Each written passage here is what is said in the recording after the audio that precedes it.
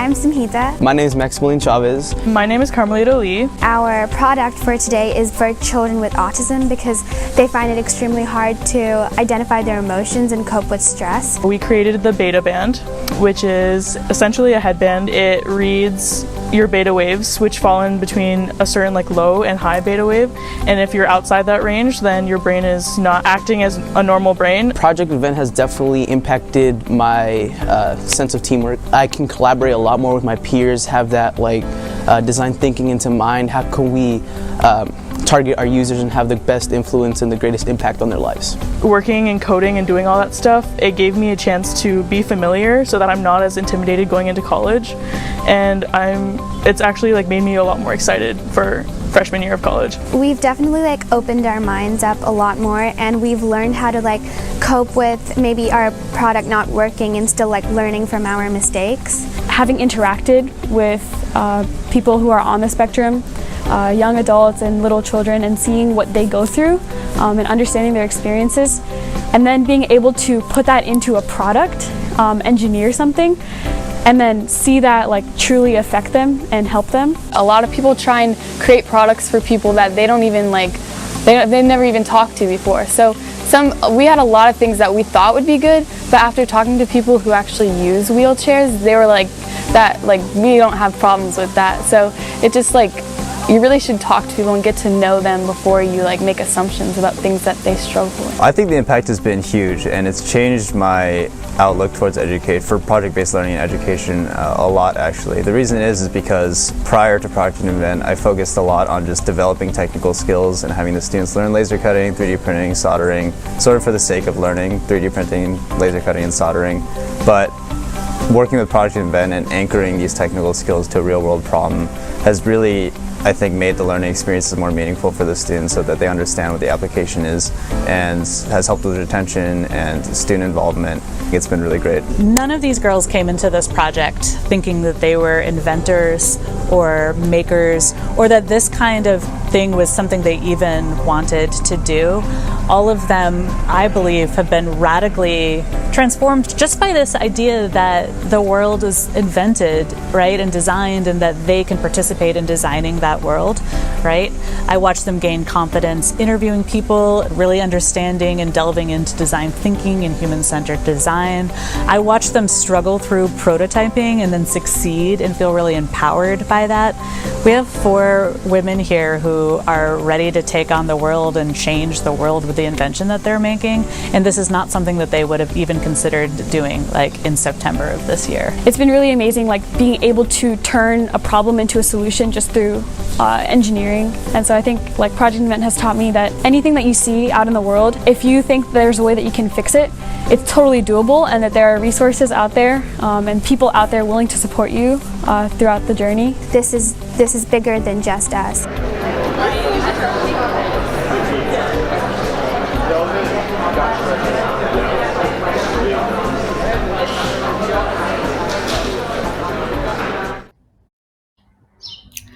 Hello everyone, and welcome to Project Invent's Demo Day 2021. My name is Sam Clark, and I will be your MC for today. Now today you're going to be hearing pitches from teams of talented, innovative high school students from around the country who have created inventions for social good. And these students are absolutely incredible. In an unprecedented time, they have built initiatives from the ground up with the goal of helping solve problems in their community and in our society. When I was in high school, I was just doing musicals and going to debate tournaments and the mall on weekends. But these students are literally out here making the world a better place. And they're doing so with the incredible support network and infrastructure of Project Invent, which empowers young people every day throughout the year to innovate and to make the world a better place. And today is connecting those teams of impressive young people and all the hard work that they've done with deeply accomplished investors, executives, and visionaries in the tech industry. Now, just a little bit about me before we really get started. I am a comedian, a TV writer, a filmmaker, and a producer. So I don't actually know anything about inventing, but I do know a thing or two about pitching. Really, the most I know about inventions is from binging multiple seasons of Shark Tank throughout quarantine and pretending to be an expert in valuations and knowing which shark is the best fit. For the record, my favorite shark is Lori, but I must say that that is not the official stance of Project Invent. That opinion is simply my own. My role today is just to facilitate, to keep things moving along so that you can hear from these amazing students and accomplished panelists. I'm going to go over some logistics and schedule for today and introduce you to our panelists momentarily. But first, I am so excited now to pass it off to the founder and executive director of Project Invent, who's going to set the stage today and tell you a little bit more about what these amazing students have accomplished over this last year. So please welcome Connie Liu.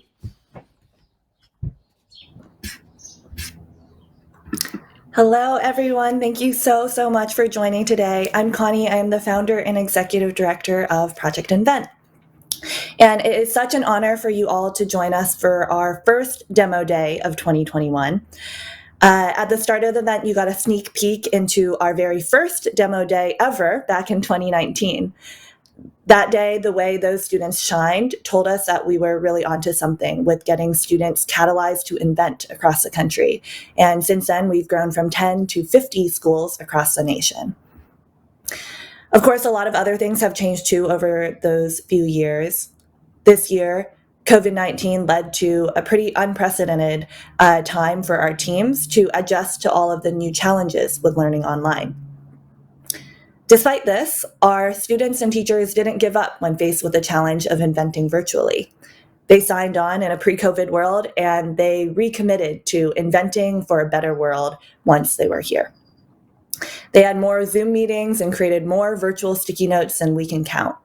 And today, you will be hearing from 11 of those teams to pitch their inventions for social good.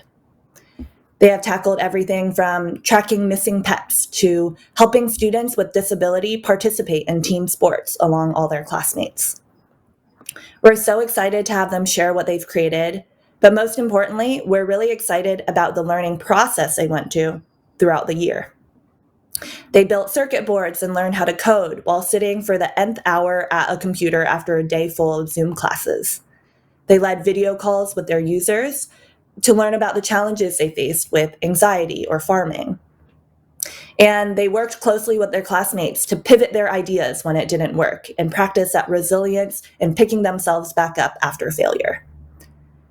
Many of these students are new to the invention skills they learned, and we're incredibly proud of the creativity and empathy that they brought into inventing for a better world.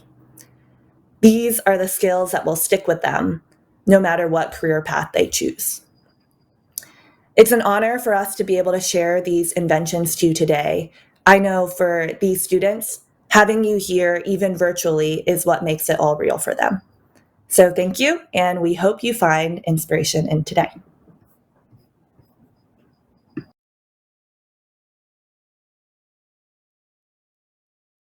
We meet our panelists. Thank you, Connie. And now before we meet our panelists and hear the pitches, just some logistics for today.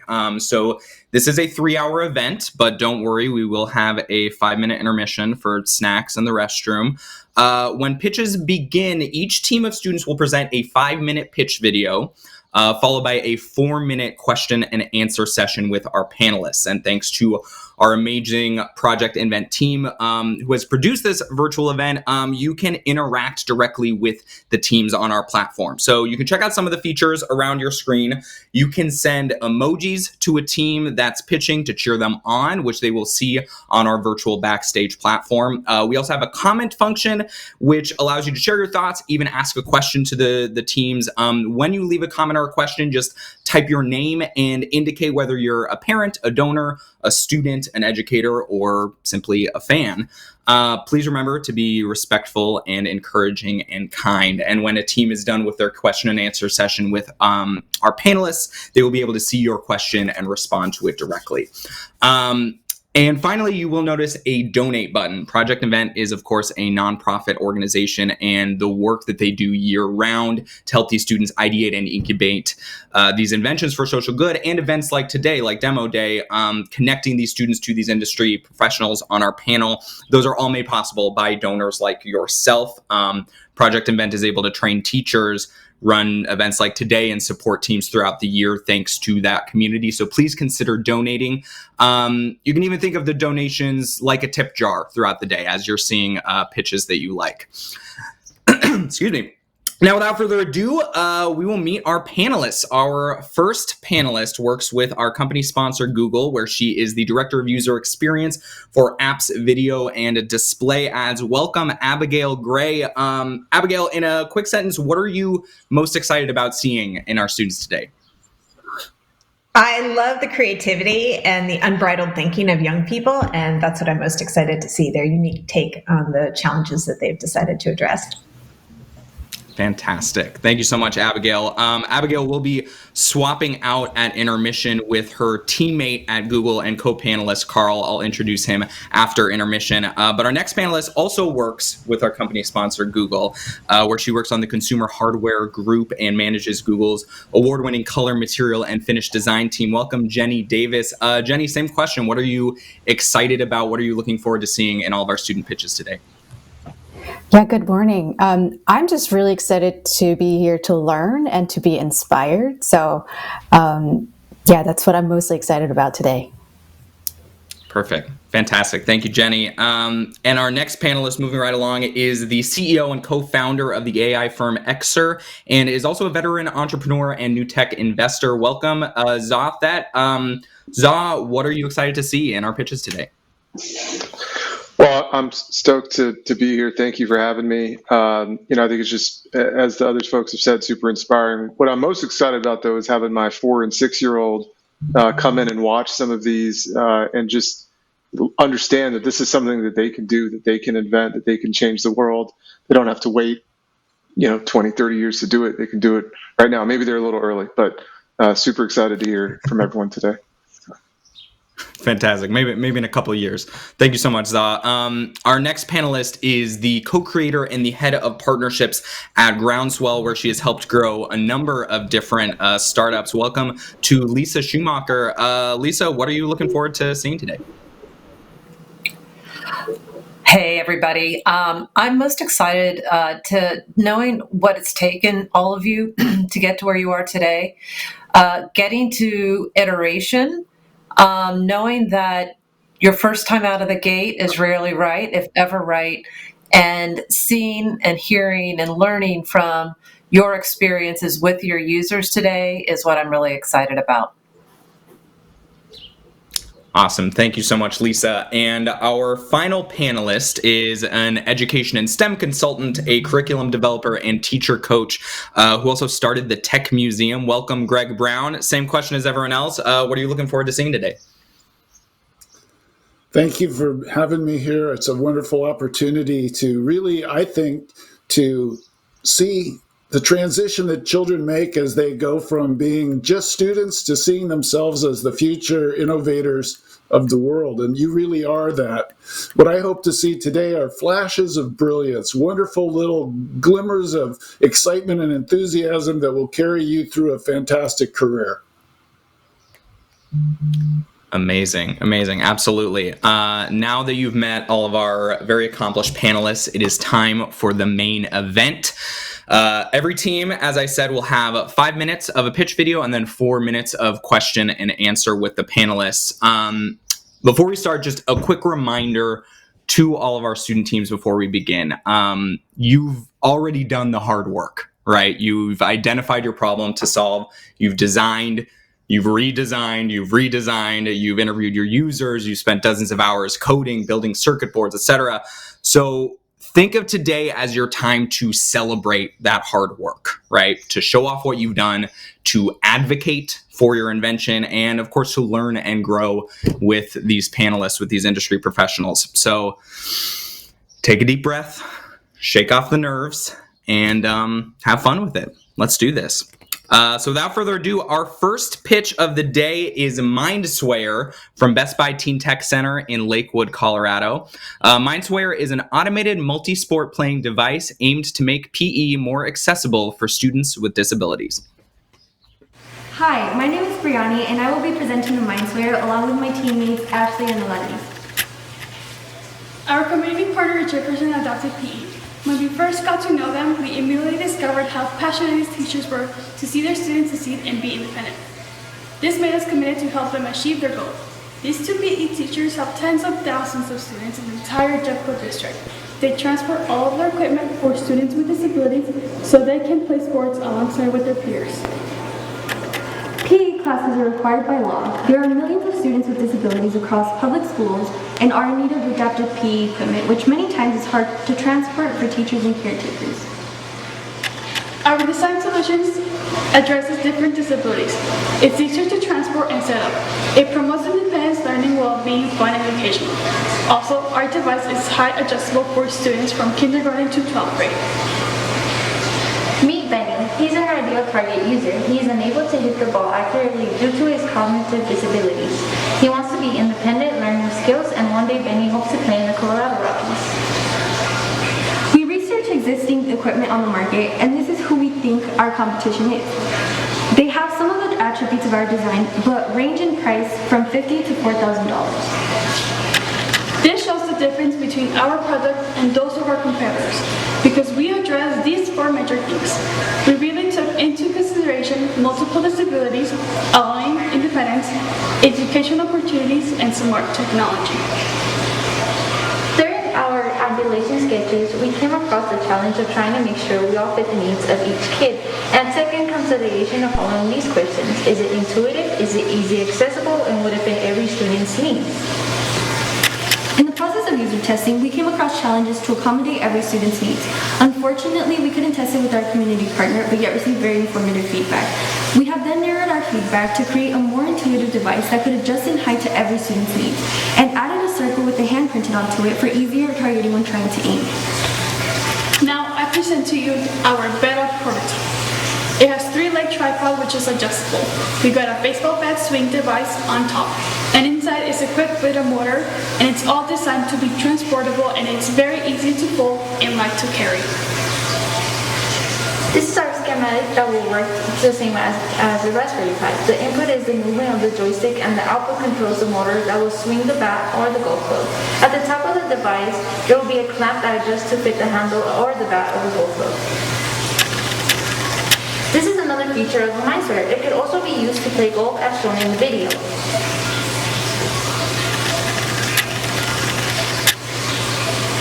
Our idea will be used and created for a wide variety of disabilities. This is a quick breakdown of who will use our idea and who our product accommodates. In our case, there are 6 major categories of disabilities we will be coming across, which are shown above. If you would like to read it, you can refer to the copy of it. This is a material cost breakdown. The total comes to about $233. We used this equation to calculate the final market price, which was $325. Thank you. Any questions or comments?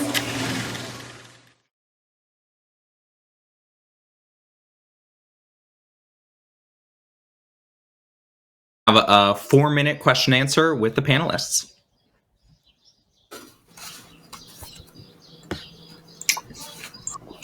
Hi, everyone. This is Lisa.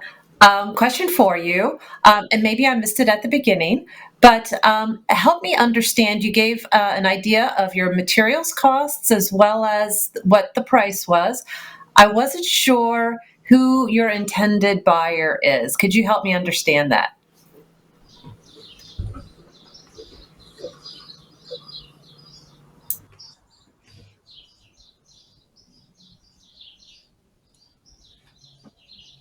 Mindswayer team, are you able to hear all the audio from our panelists? Yes, sorry. So our No worries at all. here would be teachers, school districts, as well as parents or anybody who has a disability and wants to play sports such as baseball and golf. Thank you. I have a question for you. This is Greg. Did you think about safety when you were working on this project? Because there's always a chance that someone could be in the way of the bat.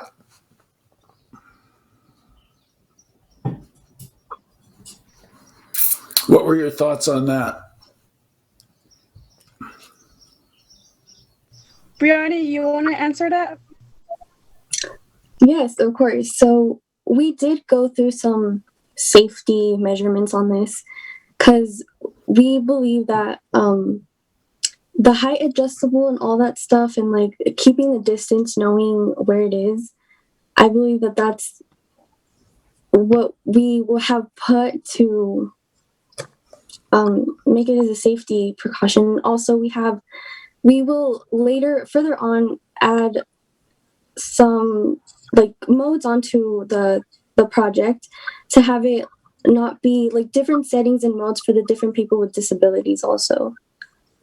And that mode there, it will be supervised by most parents and coaches, and since many of them have cognitive disabilities. Good, thank you. Hi, this is. Oh, sorry. Yeah. Hi, this is Jenny. Just had a quick question about, are you guys, because you said this is focused on baseball and golf. Are you guys planning on expanding beyond these two sports and to other activities as well in the future? I will redirect this question to Odalis. Yeah, so we were Got planning about, on 1 minute left. Carry on though. we were planning on just making like the device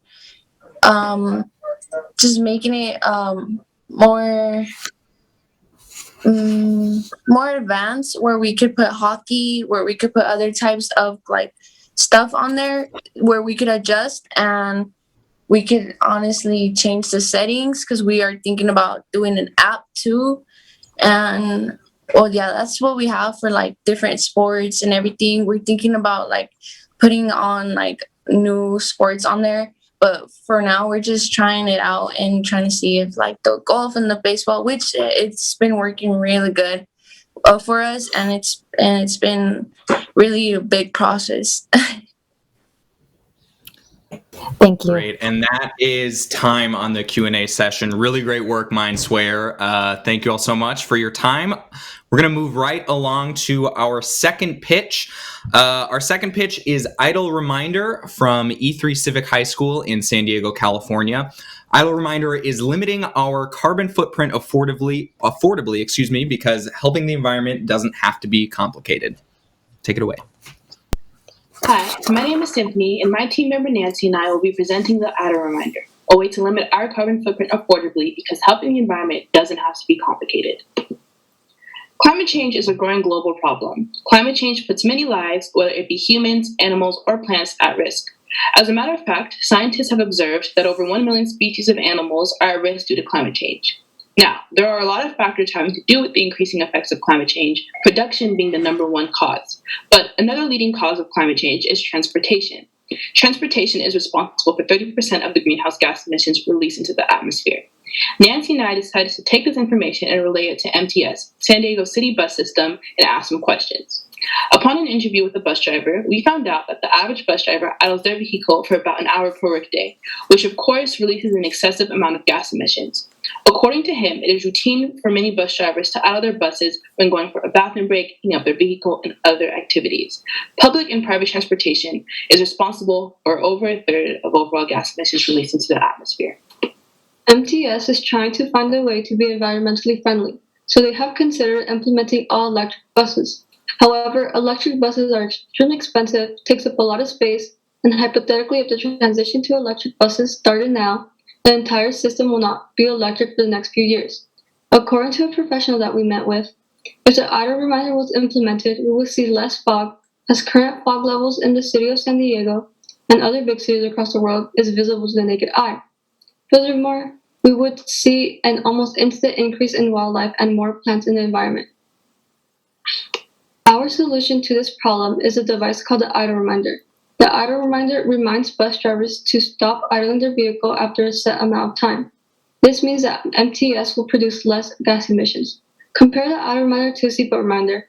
Perhaps you have been in a vehicle in which the car detected a weight on the seat and made a beeping sound until the passenger fastened their seatbelt. This car function has been proven to save hundreds of lives a year. We hope that the idle reminder could have the same effect but environmentally instead. Through Tinkercad, we demonstrated how the idle reminder would work. When the GPS reaches the location and senses the vehicle has stopped, the light at the top will start to blink, signaling to the bus driver that the bus is idling and that they should turn it off.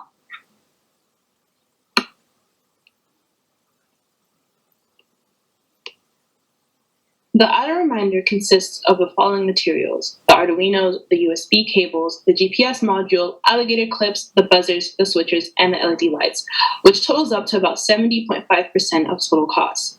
Assuming that it would take an hour to make the idle reminder, label totals to about 12.9%, leaving the 16% left of funds to the 15% markup. The product alone costs about $49.23, but when you add installation, it will be about $100. We have found that there is nothing quite like the idle reminder that is available right now. The only other competitive product would be the electric bus system. So we compared the idle reminder to the world's most popular electric bus system, Proterra's electric buses. Unlike Protera, the idle reminder is affordable, costing about $100 in total compared to an electric bus, which ranges from $750,000 to $1 million. This means that if the idle reminder expanded into a low-income location, they would be able to implement it. The idle reminder can also be installed quickly. All it takes is a device and a battery to operate it. If San Diego's bus system decided to go electric right now, it would be a few years before the entire system would even be electric. Lastly, electric buses take up a lot of physical space. Every night that buses are not in use, they are parked on a large lot owned by MTS. Electric buses require extra space for their charging stations, and adding this extra space means paying more money to accommodate the charging stations.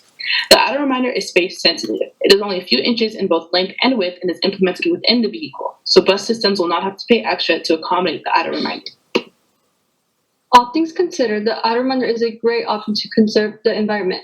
For now, we are only considering implementing the idle reminder in San Diego's bus system, but the possibilities are endless. Our next step includes creating a distraction-free encasing for the internals of the idle reminder. Then we will add an auditory reminder to our current LED light reminder in order to ensure that the bus driver cannot ignore the device. Lastly, we will test the idle reminder on cars, the leading vehicles on the streets. This concludes the presentation for the idle reminder. Thank you for listening.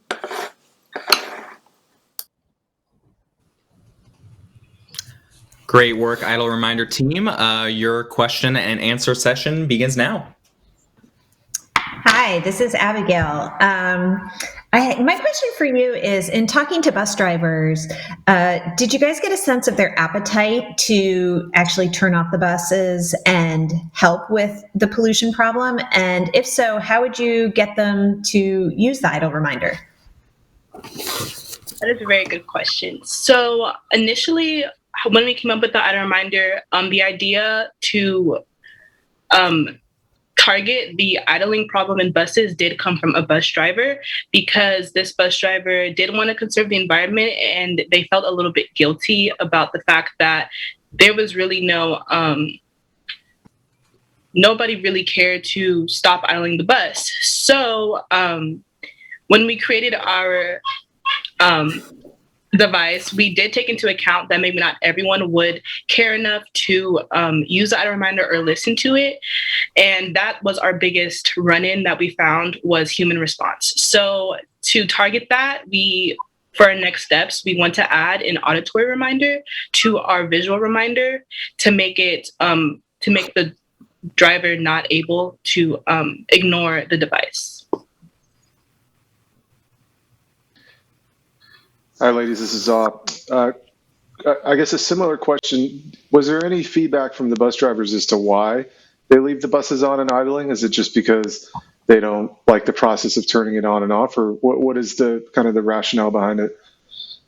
Well, there were a few specific reasons why they idle the buses. Some may be, they go to the bathroom, so they leave the bus on and they run to the bathroom while they're doing so. Sometimes there's a long line of people coming in, or they may be having to set up bike in front of the bus and they know that they're going to step out for a few minutes and they leave it on because there is no reason for them to, that they know of, for them to turn it off.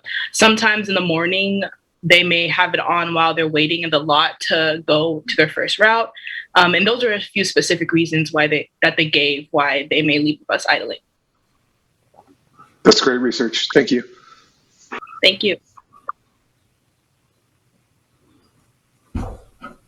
This is Greg Brown. Did you speak to anyone else in the operations department, for example, about if these are diesel buses, sometimes they leave diesels on because that's how they work. They have to be warm. And sometimes they need to run the air conditioner too when people are in the bus, even though the driver might be out. So did you talk to anybody in the, like in maintenance or any of those areas? Yes, we did. And we found that there is a limit for when the buses should be on. So our device actually targets that. And so the device does not, once it detects idling, it does not alert the driver. It detects it after a set amount of time. There is a window of time in which when you turn it off and cut it back on, that actually takes more than if you just left it on. So I did talk to maintenance about that. And we did code our device around that little space of time. That is excellent. Thank you.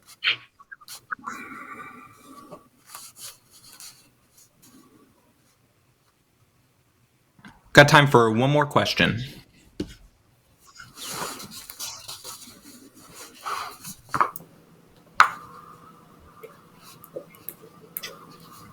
I'll go. It's Lisa. Hi, everyone. Tell me a little bit about the amount of testing you did with the bus drivers. What did you do? So we put a reminder in like a bus or the vehicle that they were in, and we had them drive for a set amount of time, and we tried to see the impact. So when the reminder went off, of course it had to happen over time because, when they are aware that they are being tracked, it could change real life. So with how they would react in real life. So we tried in buses and we also tried in actual cars because I feel as though the auto reminder could expand to actual cars as cars are the number one vehicle out on the streets, not buses. And the reaction was the same. You step out to throw something in the trash maybe and you leave your car and you don't turn it off, and the auto reminder could go off. Of course it would code different because gas engines in a bus and gas engines in a car are a little bit different, but we are working on that. Fantastic. Okay. And that is time. Great work, Idle Reminder team. And we are going to move right on to our third pitch. Our third pitch is Eyes on the Mountain tracking device from UHU Extension, Agriscience Ambassadors in Salt Lake City, Utah, which monitors the well-being of your animals, whether at home or grazing.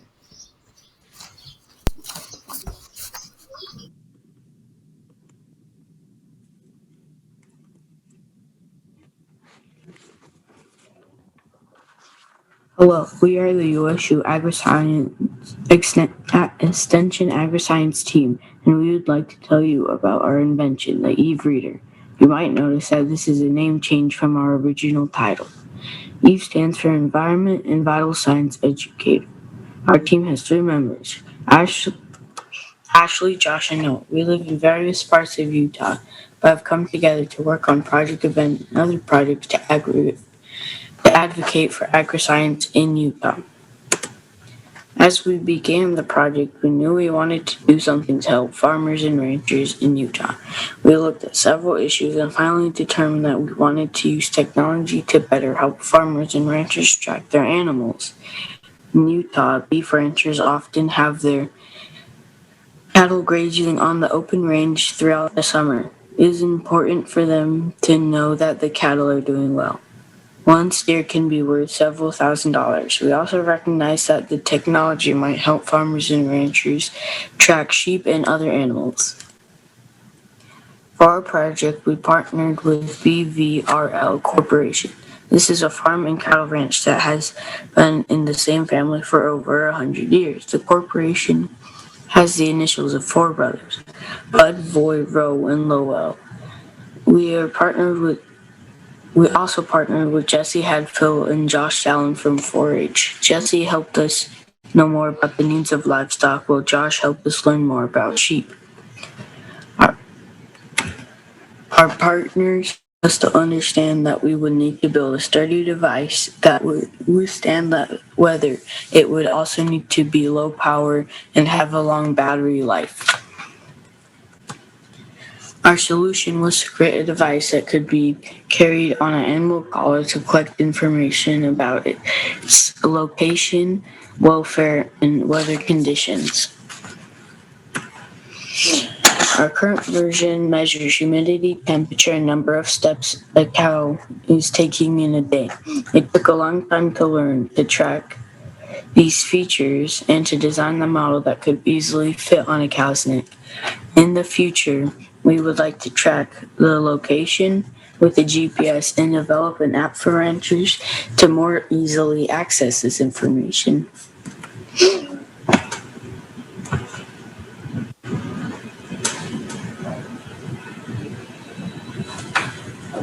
This is a video of the device working. You can see the data being collected on the computer screen. Eventually, this data will be connected to the app to collect the information and create reports for the rancher.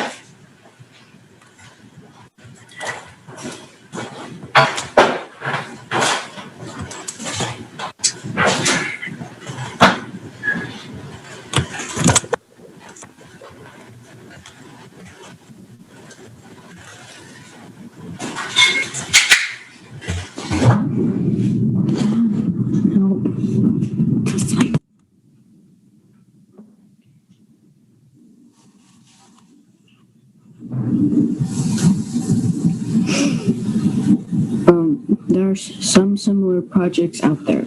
Texas A&M has developed a tracking device for dairy cows that tracks when they sleep, walk, and eat. However, this device is designed use only within a small dairy barn in the yard. The herd dog tracks where the cow is located within these barns, and the kestrel is a tag for sheep, but it only tracks temperature to see if the animals are getting too hot. Our device costs around $20 to create with the current features. One limitation is that most grazing areas don't have a strong cell signal. Ranchers may have to download information when they check on cattle until there are better tracking signals available in these areas. Despite this limitation, the product helps a farmer and rancher gather data on their animals while they cannot be close at hand. As technology improves, we will be able to improve the features of the device. We have enjoyed working on Project Invent. Thank you for listening to our presentation.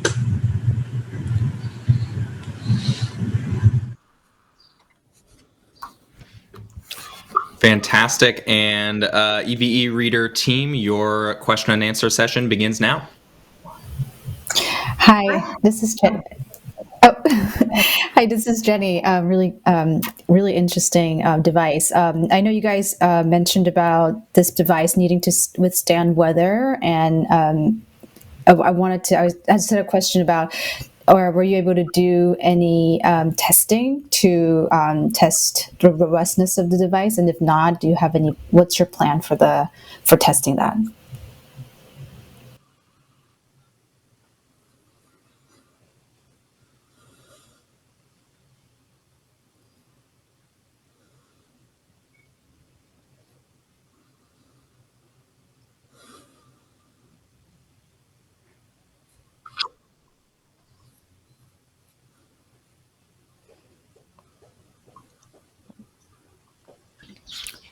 EVE Reader team, make sure you're unmuted.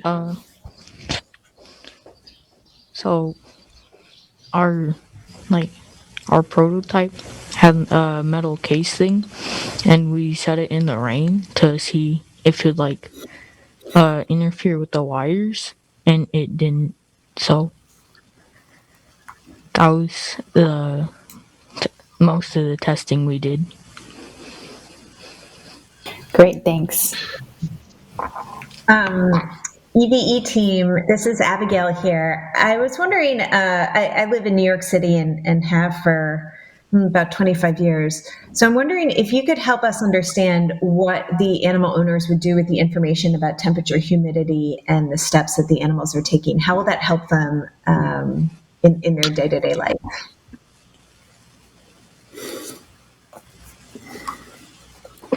So when ranchers have large herds of animals that are out grazing, they're not with them. They don't live right next to them all the time. So, and when animals get sick, you don't know they're sick until they're really, really sick.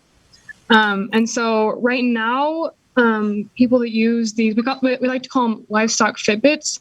People use these on their dairy cows, but dairy farmers lose about $5 billion with their animals every year from them dying. So with this information, they could know when their temperature rises and when they're sick, or even it tracks how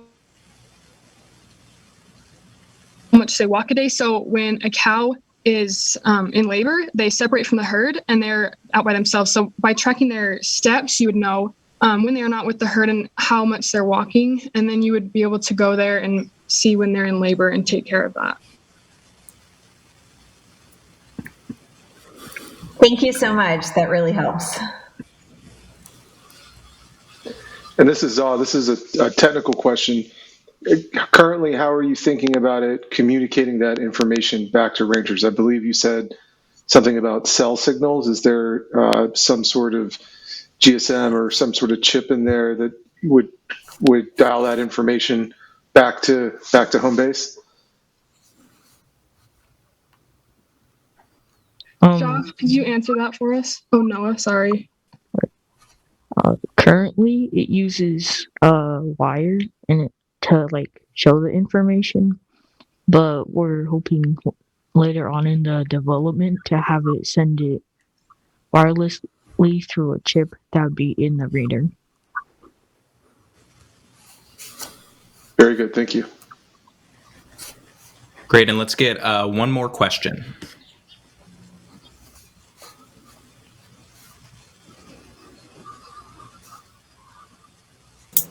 So this is Lisa. I have spent the past year working with California 4-H, so I have some real empathy for what ranchers have to deal with. And one of the biggest things that I learned is that even in certain counties that you would think would have coverage, it's really, really tough to get coverage, wireless coverage. And I'm just curious if you guys have explored any alternate technologies that might enable the user outcome that you're seeking, which is preventing needless deaths of animals. So I'm just wondering, is there anything else out there?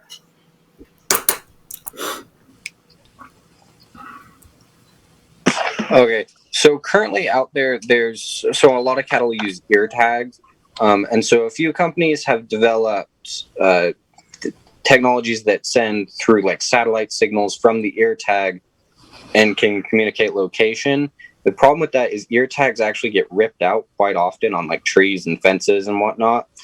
And so the satellite technology is something we'd like to use in our device, but the ear tag, we find that it would come off too easily, and so around the neck would be better, but we'd use the same satellite technology to communicate the information.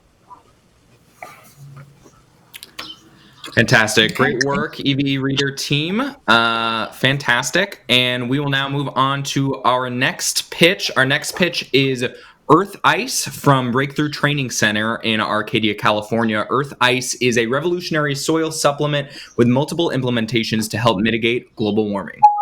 Take it away. Hi, I'm Caroline. This is Crystal. And I'm Eilina. And we are Earth Ice.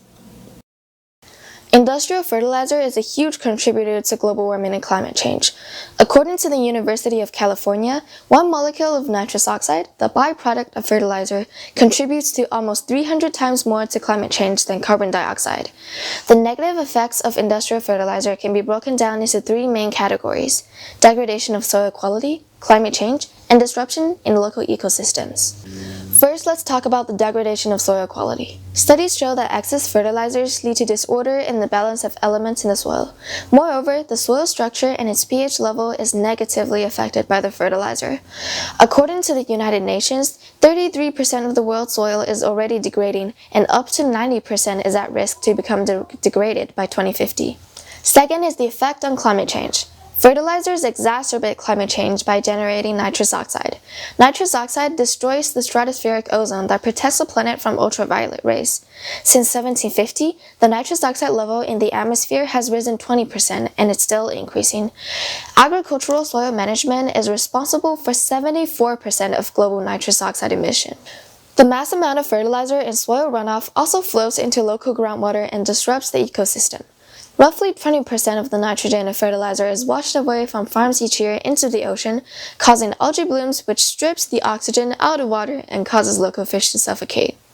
Statistics show that global fertilizer consumption exceeds 200 million tons and grows by 1.8% each year since 2018.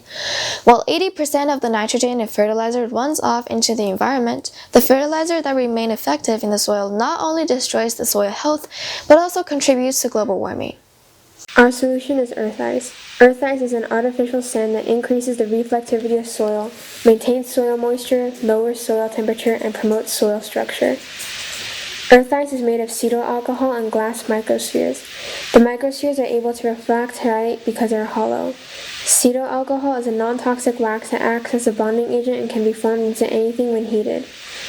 The photo on the bottom right is a side-by-side comparison of regular sand and earth ice. Our initial tests show that earth ice increases the reflectivity of topsoil by up to 425% while increasing moisture retention in the soil by 20%. If used in sufficient quantities, earth ice has the potential to raise the overall reflectivity of the earth, thus lowering the earth's temperature while remaining as biodegradable as white sand. Currently, earth ice is partnered with Wick Schalson, who owns a CBD oil farm in Georgia, and Jim Wang, an avid backyard gardener in San Francisco. Our conversations with both farmers have helped us understand the needs and wants of hobbyist gardeners. Both are helping us test the prototype for earth ice with equipment to measure metrics like soil temperature, soil moisture, surface reflectivity index, and of course, produce quality. And this is a series of pictures that Jim sent us of him testing out earth ice. An example of the design thinking cycle is the addition of a transparent tarp to better hold the earth ice above the topsoil. We are currently awaiting the test results since plants take a while to grow, but we will continue to modify our product based on the responses from our community partner as soon as it comes out. One of our main target customers are home gardeners, a diverse demographic that cuts across socioeconomic class and ethnicities. According to Purdue University, 1 out of 3 American households are home gardeners. Earth ice provides a way to increase soil productivity while combating the effects of global warming. There are other products that have the same concept as earth ice. However, these products, like reflective aerosols, are costly and only available for commercial business. Earth ice is made in a lab with minimal equipment. We use a vat, appliance of heat, and casting molds. The process to make earth ice is very simple and therefore very cost effective. We just mix together 2 components under heat. For our revenue model, production costs of earth ice are $3.95 per pound. We're planning to sell earth ice at $10 per pound with a $6.05 profit per pound. Our startup cost is $25,000, $21,000 for manufacturing and selling costs, and $4,000 for advertisement and equipment purchasing. Earth ice is partnered with Buckle, a company that works on carbon-60 derivatives. Buckle provides lab space and testing for prototypes and also works on other applications of earth ice. For our future plans and development, we are currently testing other applications of earth ice as we believe it is a versatile material with different potential uses as seen in the graphic shown. Thank you. Thank you for your time and consideration.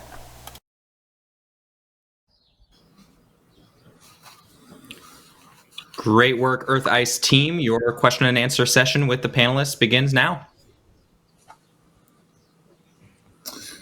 This is Greg. I could kick this one off. I have done a lot of research into soil, the preservation of our soil, because I think you're absolutely right that it's a number one issue in the world today. So thank you for focusing on that.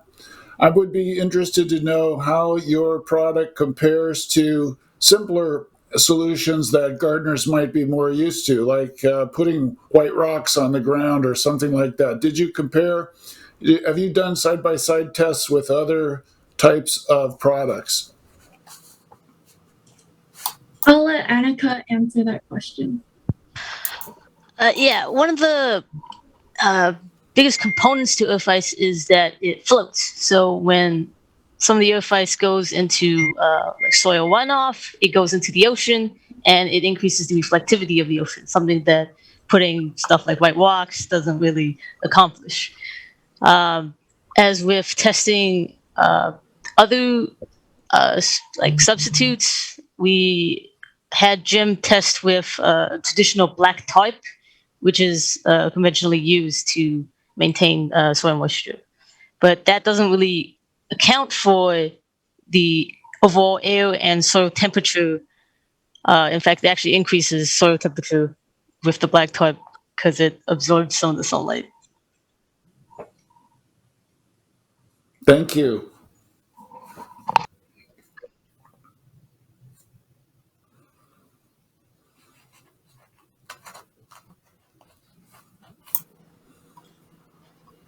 Hi, team. This is Lisa. What, if any, are unintended consequences of earth ice? So often, as humans, we create solutions to problems, not realize we may be creating new solutions or new problems, rather. What do you know about that? Yeah, that's. Oh, sorry. Go ahead. Go ahead. No, go ahead.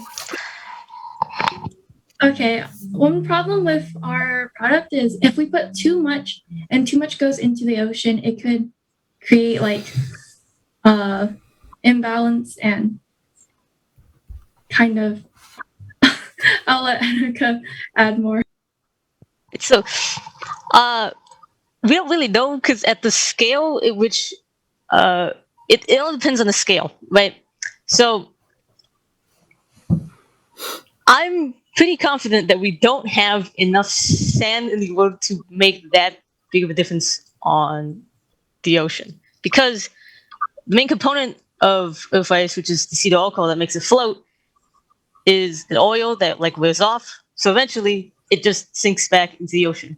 You could replace acetyl alcohol with palm oil, include some fish foods, stuff like that, so that when it develops, it actually feeds the fish instead of traditional soil runoff that kills fish.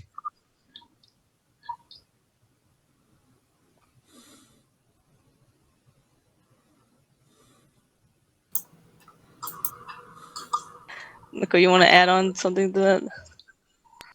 No, it's fine. Thank you, team. Great. Let's get one more question.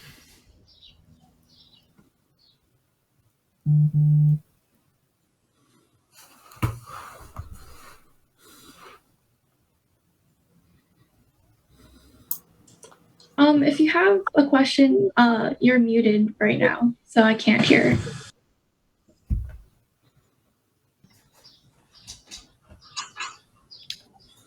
Jenny, it looks like you might still be muted.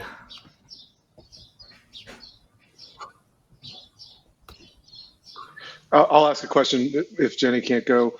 So, in terms of the process of making earth ice, it seems like that formulation comes from a company that you're partnering with, and then your application was basically towards putting it towards sand and farming. Is that correct?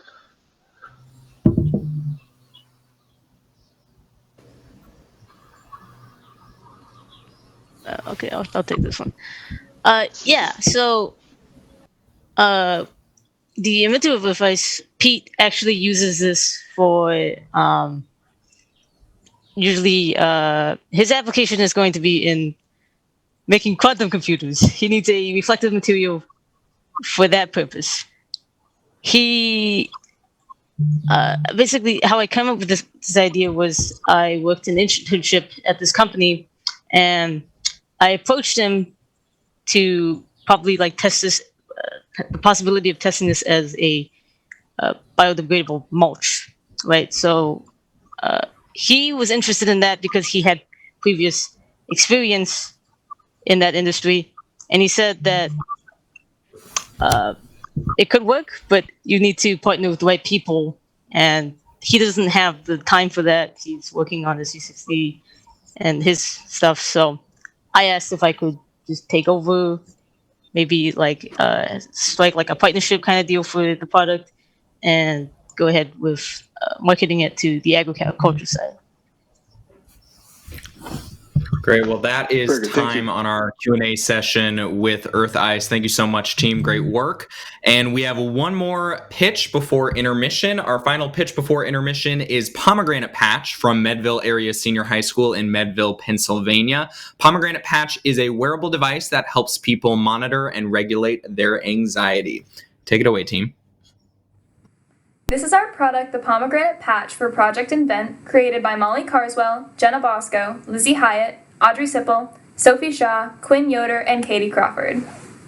This is Liz. She's 18 years old and suffers with anxiety and panic attacks. School and her job make her anxiety a lot worse, causing her to have multiple panic attacks a week. Like Liz, about 18% of people suffer with anxiety and panic attacks.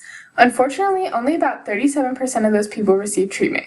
We decided to focus on a different form of treatment compared to more common options like medication and therapy. That way, it can be more widely accessible to people who need it. Pomegranate Patch is an assistive patch that monitors your vitals and helps de-escalate panic attacks. As you can see in the diagram, the sensor technology will go on the bottom of the patch, which will be placed on your skin. Then the reusable adhesive ring will go over the top. We 3D printed two slightly different designs and did user testing to see which one would be more comfortable. We 3D printed two different covers to hold the technology. One was pointier and one was flatter. Our community partner tested them both and decided that she liked the flatter one better because it was more comfortable. The Pomegranate Patch tracks the user's heart rate and breathing and notifies the user via smartphone notification that they may be nearing a panic attack. With the careful sensors built into the patch, the user is notified when heart rate or breathing passes a certain level. The app will walk the user through common de-escalation techniques such as breathing exercises, focus activities, and discrete simulation exercises. The user will be directed to use an app such as Dare. Dare provides videos that give you simple instructions and support. They also have options for anxiety and breaking free from panic attacks. This is our lookalike prototype. In the future, we hope that the only wire is attaching the heart rate monitor to the patch, but for now we have another wire attaching it to our Arduino and then to our computer. Also on our Arduino, we have a Bluetooth connector that connects the Arduino to the phone, sending the data. In the real patch, it will be attached under the user's clothing on their chest, but for presentation purposes, we're going to take the pulse on the wrist. As you can see right now on the phone, it says her heart rate is looking good. The heart rate sensor measures the heart rate in raw analog data. Within that raw analog data, we found a number that is equivalent to 100 beats per minute. If your heart rate is over 100 beats per minute, it will send you a message saying that your heart rate is getting high and you should check the Dare app. As you can see, there are many similar products to the Pomegranate Patch, but ours is the only one that includes all the tools you would need to relieve or stop a panic attack, including a smartphone notification, a heart monitor, a breathing sensor, and it's specifically made for anxiety, while our competitors are made to track physical and fitness activities. Another competitor we found is the smartwatch, but the Pomegranate Patch is superior because it will eventually track breathing and is a small concealed patch, not a bracelet. To get all the materials we would need, it comes to a total price of $85, asking no more than $25 per one item.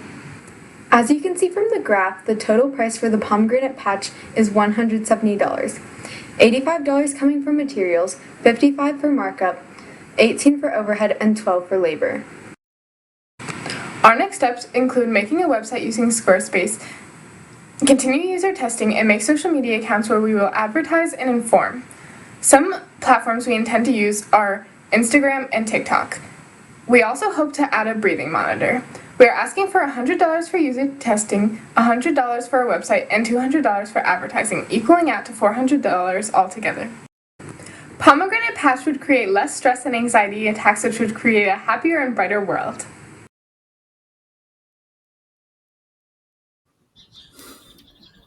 Great work, Pomegranate Patch team. You now have 5 minutes for your Q&A session. Begins now.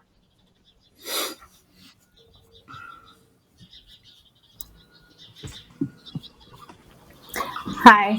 I think my mic works now. Quick question on user research on the device. You said this is supposed to go under the clothing as it's designed. Have you gotten user research feedback on, based on the devices that are currently out there, what their preference is? I'm going to hand that question over to Sophie. Yes.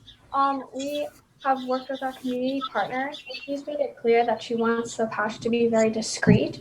So we've made it so not everyone can tell that you are wearing it. Great, thank you. And are you planning on expanding that the user research in the future? Yeah, that's definitely something we would like to get into. Because of COVID and everything, we really had it more limited. But if we did keep going with this product, we would want to do more user testing with a wider audience. Thank you.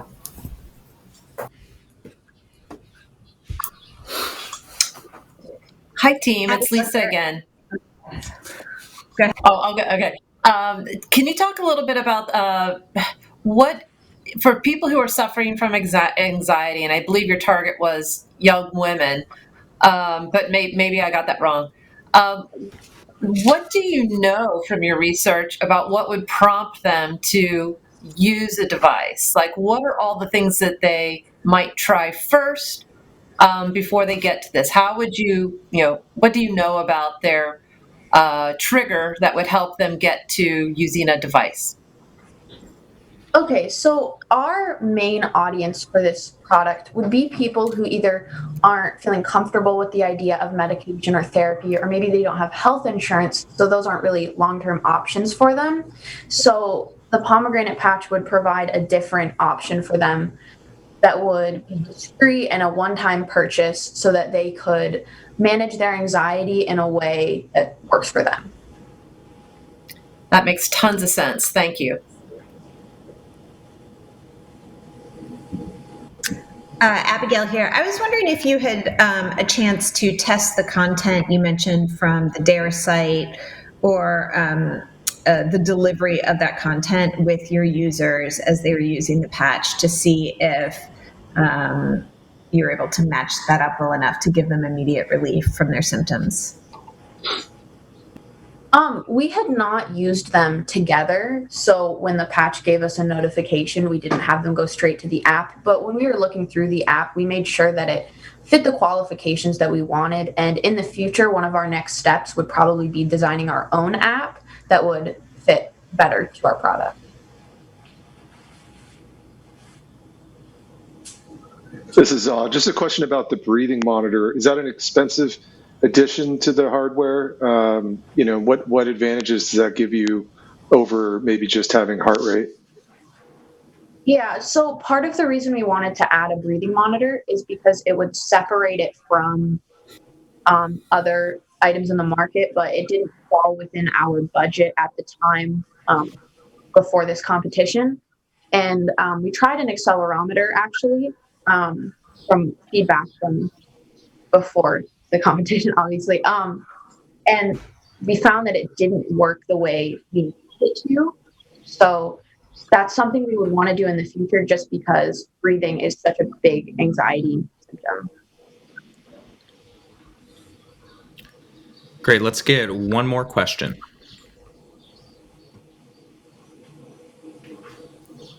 This is Greg. Just interested to know, maybe I missed it, but did you connect with any doctors, any medical professionals in this work? No, we did not. Okay. All right. Thank you so much, Pomegranate Patch team, and thank you to our panelists. We are now about to head into our intermission. We are going to return here at 11:15 Pacific time, so you can grab some water, grab some snacks, use the restroom, return hydrated and ready for 6 more pitches. Intermission is also a great time to hit that donate button again. If you've seen something in these first 5 pitches that inspires you that you would love to see actualized in the real world, drop a donation. And if you've also, felt the impact of what Project Invent does, connecting these students with these fantastic panelists, drop a donation. We will see you back here at 11:15, about 11 minutes.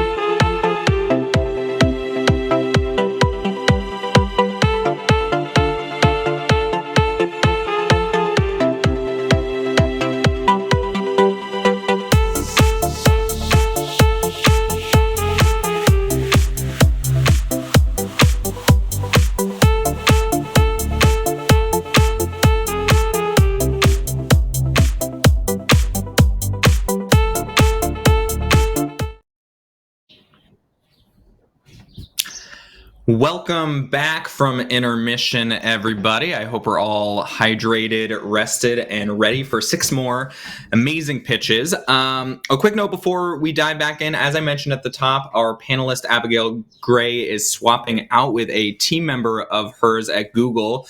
They work together every day, so rest assured they are on the same page when it comes to collaborating. Please welcome Carl Llewellyn. Carl, before we dive back into the pitches, what are you excited to see for these next 6 pitches? Thank you, Sam. I'm really excited to see the enthusiasm, the creativity, and just the sheer innovativeness that I've been observing so far and hope to see more of. Amazing. Thank you so much, Carl. And with that, we are just going to dive right back in with our next pitch. We are starting with Arundicide from E3 Civic High School in San Diego, California, which is a pesticide dispensing syringe to make conservation more accessible to the general public. Take it away with the video.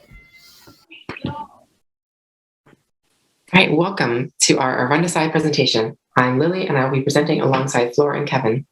Throughout our project, we invented a more effective way to tackle the invasive plant Arundocide. California has spent $70 million so far in efforts to eradicate Arundo. This spending shows us that Arundo is a huge issue of both economic and ecological importance. Understanding the issue inspired us to look towards better solutions. But what is our problem? Arundocide, or giant cane, is a large grass that grows rampantly across America's wetlands. It's extremely difficult to remove from the land once it's taken root, and it spreads rapidly along waterways. Letting it spread means that native plants and animals are pushed out of their space, leading to a lack of food sources, suitable habitat, and even a species extinction in extreme cases. Currently, removal is done either by hand, with heavy machinery, or chemical herbicides. All of these solutions work, but have significant downsides. California conservationists cite it as one of the greatest ecological threats. This is a map of California that shows us both the abundance and spread of Arundocide. As you can see, Arundo is a threat in almost every California county, and in most of these counties, the threat is increasing.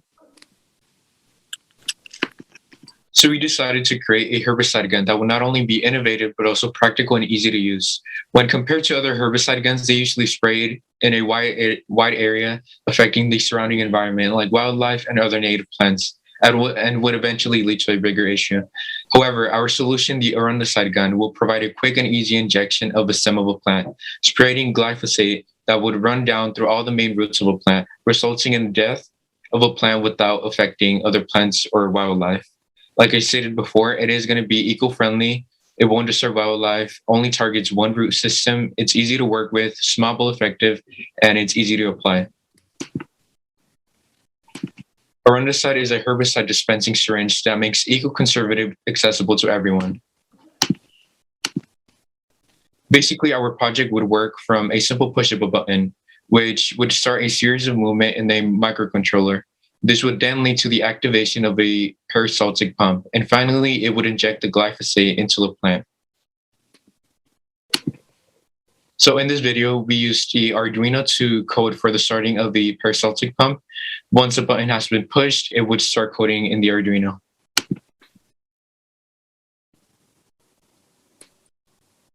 As said before, at its basic, Arundicide concentrates the solution into a needle that is inserted into the stem, ultimately ridding the targeted plant.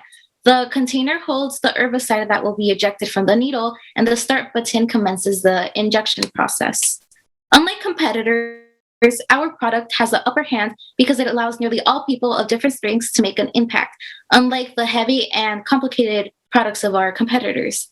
Apart from that, it is very easy to carry along the marsh and wetlands that Arundo can be found by. Arundicide will not affect surrounding wildlife because the herbicide applicant is targeted to the Arundo and not surrounding wildlife, which is key when it comes to environmental conservation.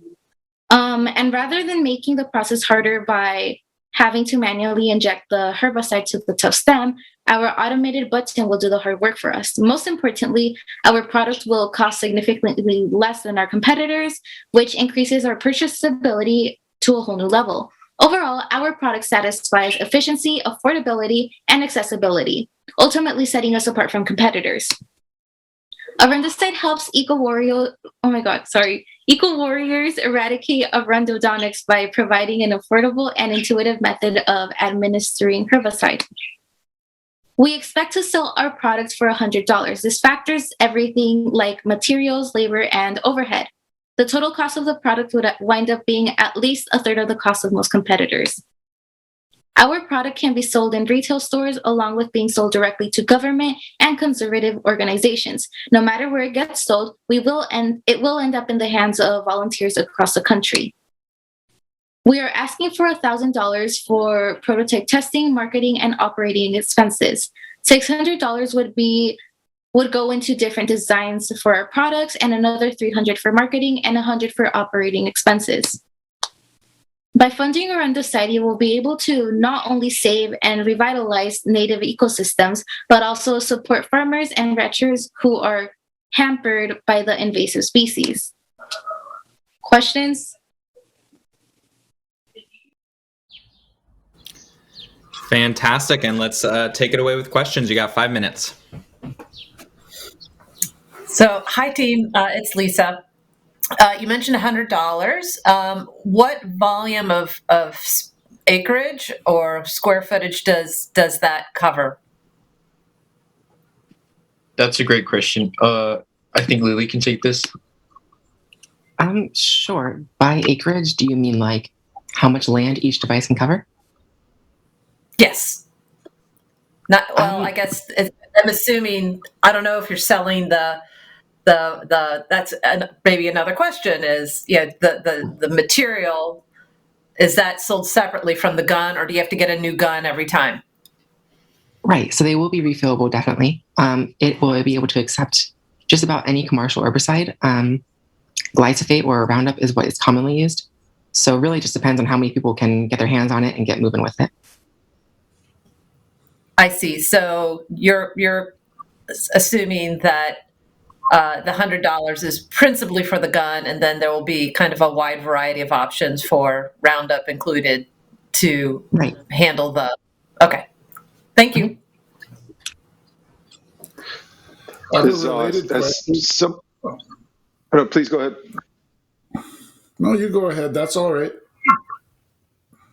I was just going to ask, as someone that's a relative noob to the gardening process and the and the Roundup and some of these other things, what is the difference between the sprayer from a Roundup, which I know obviously is it's not ideal, being able to target one individual plant versus the needle? Is it you're putting it into the ground and that is just targeting the root system, so it's not staying above? Or what is the kind of primary difference? Laura, do you want to take this one? Sure. Yeah. So the difference is that when you target a particular plant, you're not affecting the soil in the surrounding area because herbicide is really bad for the soil and to regrow plants. So that's why we wanted to do a syringe type of technique so that we wouldn't affect the surrounding soil as much. Yeah. And just as a follow-up to that, have you tested that at all? Being able to actually insert it into the soil or the plant to see if it just affects that plant and not the surrounding soil? We have not, because it's been kind of hard to work with conservations right now because of the pandemic. But that would be our next step, to actually try it out in the wild and see how effective it is. If I can quickly add something to that, we actually adapted this system from another invasive plant that is found in different areas of the world, where this technique of injecting directly into the stem of the plant has shown pretty good success.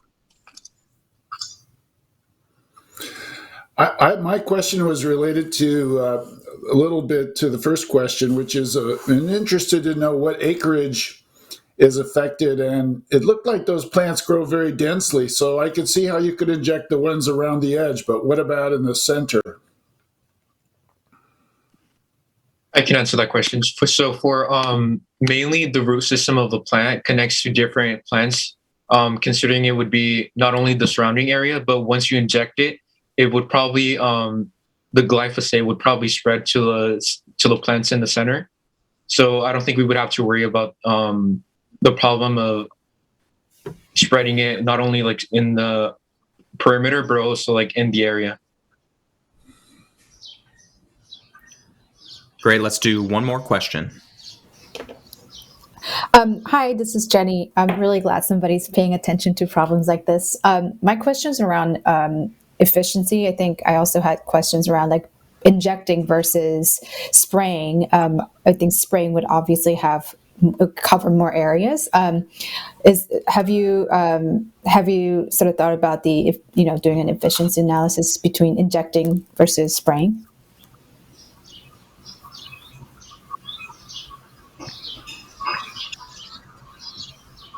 Lily, do you want to answer this one?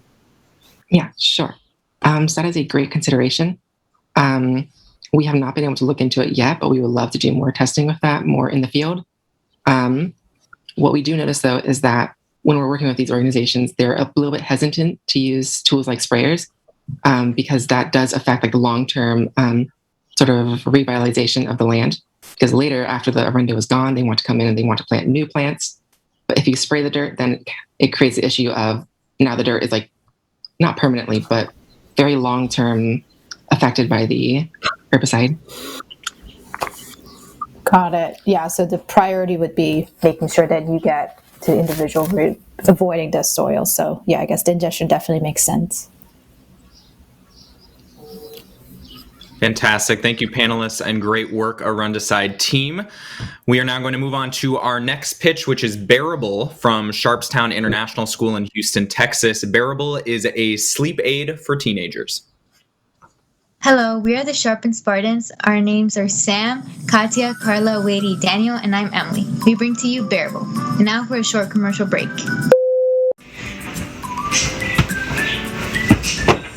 I can't sleep! Now with Bearable, I can finally fall asleep! High schoolers, including our friends and even ourselves, really struggle with falling asleep. That's why we tried to look into what would help us relax and help us fall asleep easier. We came up with the idea of Bearable. The lack of sleep can really affect us physically and mentally.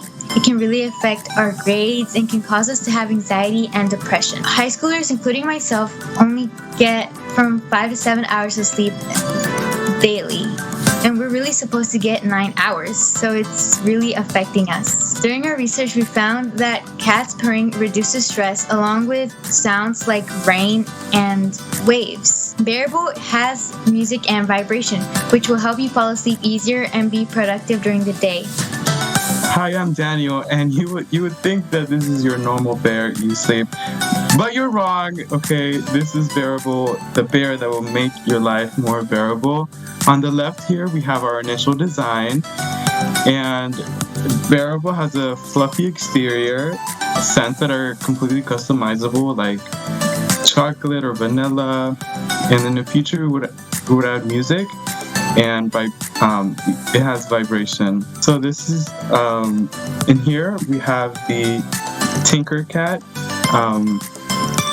image. By using a vibration motor, transmitter, resistor, we were able to create we were able to make it vibrate. And this is kind of what's going to go inside of the Bearable.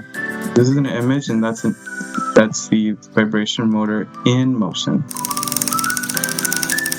These are a little bit of the aesthetics of consisting of clothing and bags and little accessories like sunglasses to make your Bearable more personal, including scents like vanilla, chocolate, or lavender. We've received a lot of positive feedback, especially people from our age group. In particular, my friend Quavo says, "I absolutely love the project. It should help numerous teens." A lot of people actually love the idea of making like accessories available for Bearable, like clothing, sunglasses, or different scents. Looking abroad, this Cuddle Blob has vibration and purring, but it doesn't have sound and music. It doesn't have a scent. Numero Kitten has sound and music, but this is like beside your bed. It's not really something that you can hug at night. Like Bearable. Bearable has all these things, including a customizable exterior we were talking about, and a soft exterior and scent. I'm Lady. These are our pricing ranges. We really thought that Bearable had to be in a price range that was available to students and teenagers, because many of us can't really afford it because we have a job. So we tried to make it as affordable as possible. So our next step will be to really improve the quality of Bearable overall. We want to add the music and add the scent to it, and add the customizable packages, which are the accessories and clothes for the bear. So we try to make it more unique for the user. Overall, we really think that Bearable will make the world better. We know that students really have so much pressure now and before, but more now with the pandemic. And we really think that Bearable will help us sleep better and help us fall asleep faster, so we can focus on more important things than sleep, which are school and working for a better future. So we think that Bearable will make life more bearable. Thank you for your time. This is Bearable.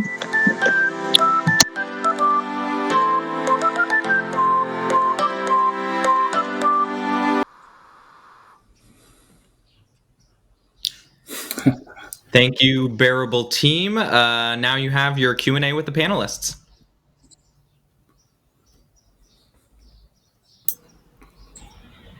Hi, this is Carl here. I thought it was very cute.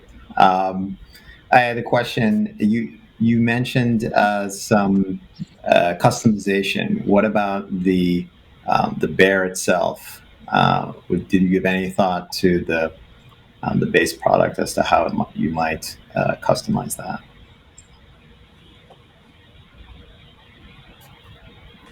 Hi, I'm Daniel. And first of all, thank you for being here. I appreciate it. This is a question for Carla. Right, so the bear itself, we're pretty sure we're going to make it have cotton filling and a cotton skin, due to it being more heat resistant to any other products such as polyester and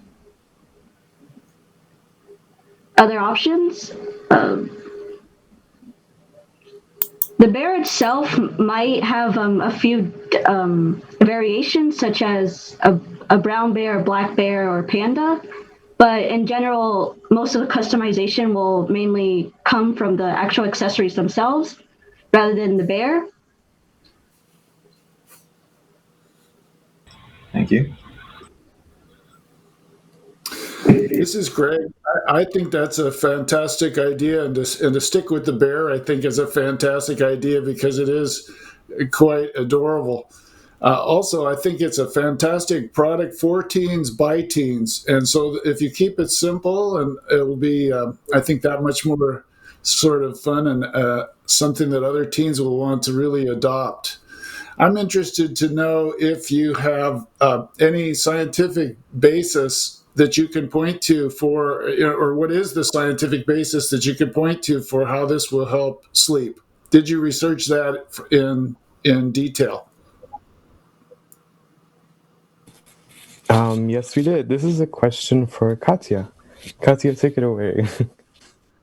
Hi, I'm Katya. We did do research. We found that cats purr at frequencies from 25 to 150 hertz. And we found that that those frequencies tend to have healing effects on people. Like frequencies from 25 to 50 hertz are known to strengthen people's bones. So besides like helping people sleep, it could also have like effects on their body, physical effects on their body.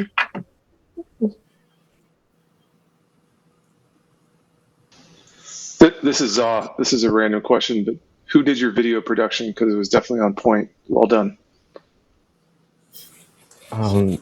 Sam. It was all Sam. He's amazing at doing things like that.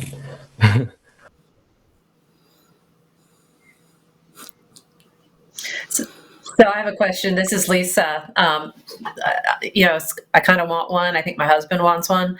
So maybe not all for teens. How would you guys deal with the technology and then the occasional need to wash the bear?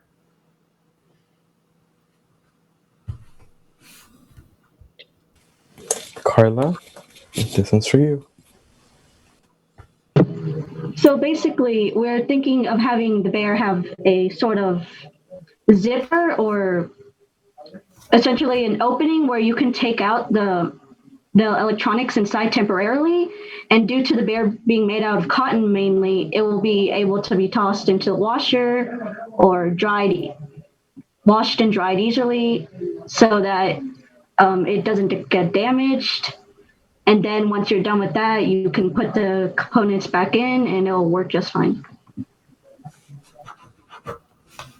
Great, thanks. Great, let's do one more question.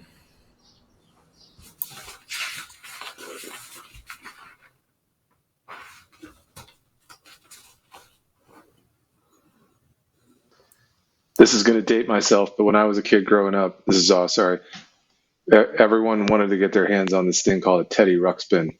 And my fellow panelists may remember this horrible device, but it reminds me of a modern age Teddy. I might not even be saying it right anymore. So I don't know if any of you have ever experienced a Teddy Ruxpin or if that is now no longer sold. I don't think so. The brand doesn't like ring any bells, but I know a lot of people we receive feedback think it's like more of a Build-A-Bear, but we decided to like incorporate more things like technology and the Arduino and like the vibration, the music, just to make the experience to falling asleep better. Fantastic. Great work, Bearable team. Thank you so much. And we will now move on to our next pitch. Our next pitch is Stoplightseer from UHU Extension 4-H STEM ambassadors in Salt Lake City, Utah. Stoplightseer is an innovative approach to increasing semaphore visibility for various forms of colorblindness. We are the Utah STEM ambassadors, and this is our project, the Stoplightseer. Our team consists of Eva, Daniel, and Seth. A few facts about our problem. Colorblindness, while commonly misconstrued as only being able to see in black and white, is actually the problem where people can not see certain aspects of the color ratio. They can often get colors confused with another. The most common type of this colorblindness is the colorblindness that makes it hard to tell the difference between red and green. And most stoplights consist of red, yellow, and green bulbs. Our cardboard prototype was a pretty basic design where we used colored scarves to indicate where the bulbs were and what colors they were, and then used yarn to mimic wiring, so we knew what our physical design would later look like. Our solution consists of just designing a microchip that will change the light to shift between a brighter setting and a dimmer setting of which particular LED is lit at a certain time. Here we designed and implemented LEDs into a hollowed out stoplight toy to represent what an LED bulb stoplight would look like in the real world when physically implemented. We designed the microchip to make the LEDs blink, and then implemented the LEDs into the toy. We partnered with UDOT's Becky Collins and several other colorblind individuals that we knew from our own personal lives, and that we'd heard gripes about them, how they were bothered and couldn't tell the difference between red and green lights, which is where we got the idea for our project from.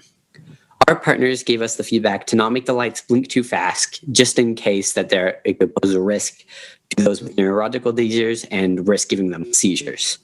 Also, from our UDOT representative, they gave us the suggestion to try to make it subtle so it doesn't bother other drivers on the road.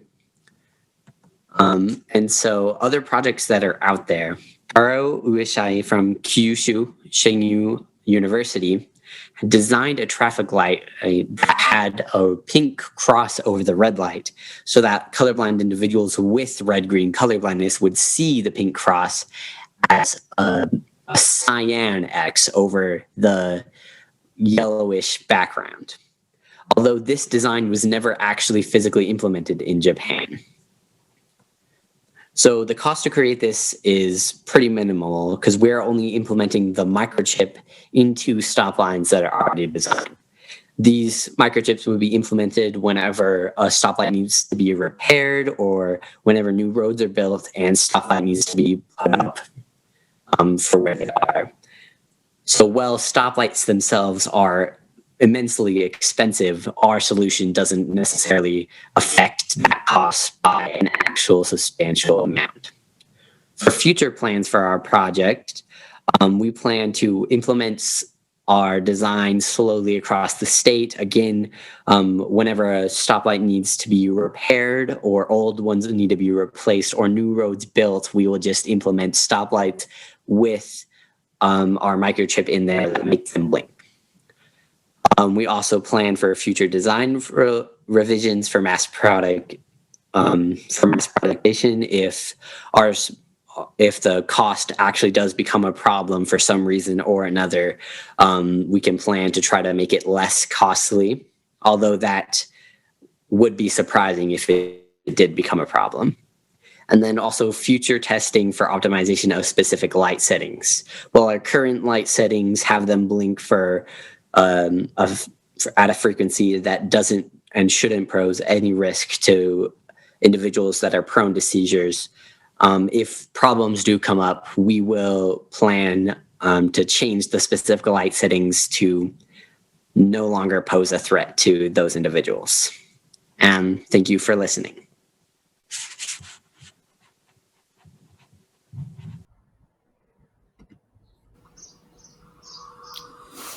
Great. Thank you, Stoplightseer team.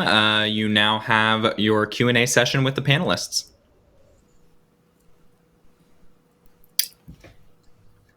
Hi, this is Jenny. I have a question. So currently, how do colorblind people currently drive? Are they allowed to drive? I'm not really familiar with the range. So yeah, I just wanted to hear what kind of research you guys did in that area. This is a good question for Seth. Okay, currently there are no restrictions for colorblind drivers. They're allowed to go on any roads, and there really isn't any restrictions for colorblind drivers. Got it. And so, currently, how do they get around, their vision, the color vision impair with the traffic lights? Mostly just guessing. If the car in front of you moves, then you move with it, or the lights are in a row. And so it can be hard for them to tell, but if they focus really hard and using their surroundings, they can kind of guess if the light's on or off. Wow. Okay. Thank you. Did not know that. I have a follow-up question to that. This is Carl here. So did you get a sense of the impact that this is having on the states monetarily? Is it a percentage of accidents? Is it a percentage of infractions, traffic infractions? Do you have a sense of what the impact on the city infrastructure is if this was addressed? Seth, do you know the answer to this one? We don't have an actual statistic, but with all of our partners that were colorblind, it was more of them complaining and knowing what it was like to drive while colorblind and how the color of the stoplights influenced them.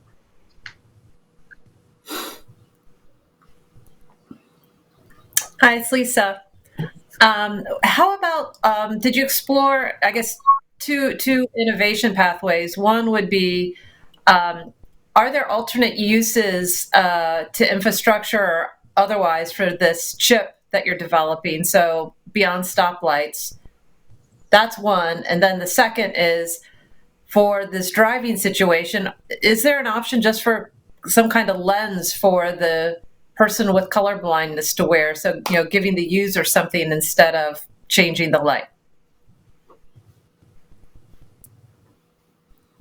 Two questions.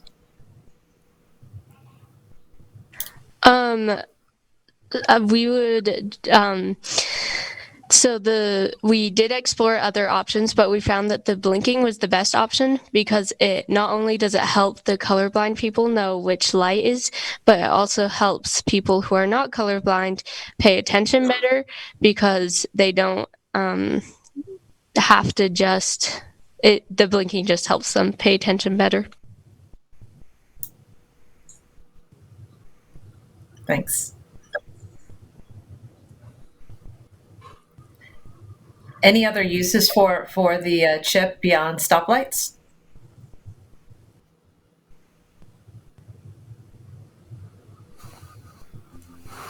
Seth, can you answer that one? I think it's pretty stoplight specific because it's designed to affect the light, like the design of the 3 different lights and just having them switch between a brighter and dimmer setting.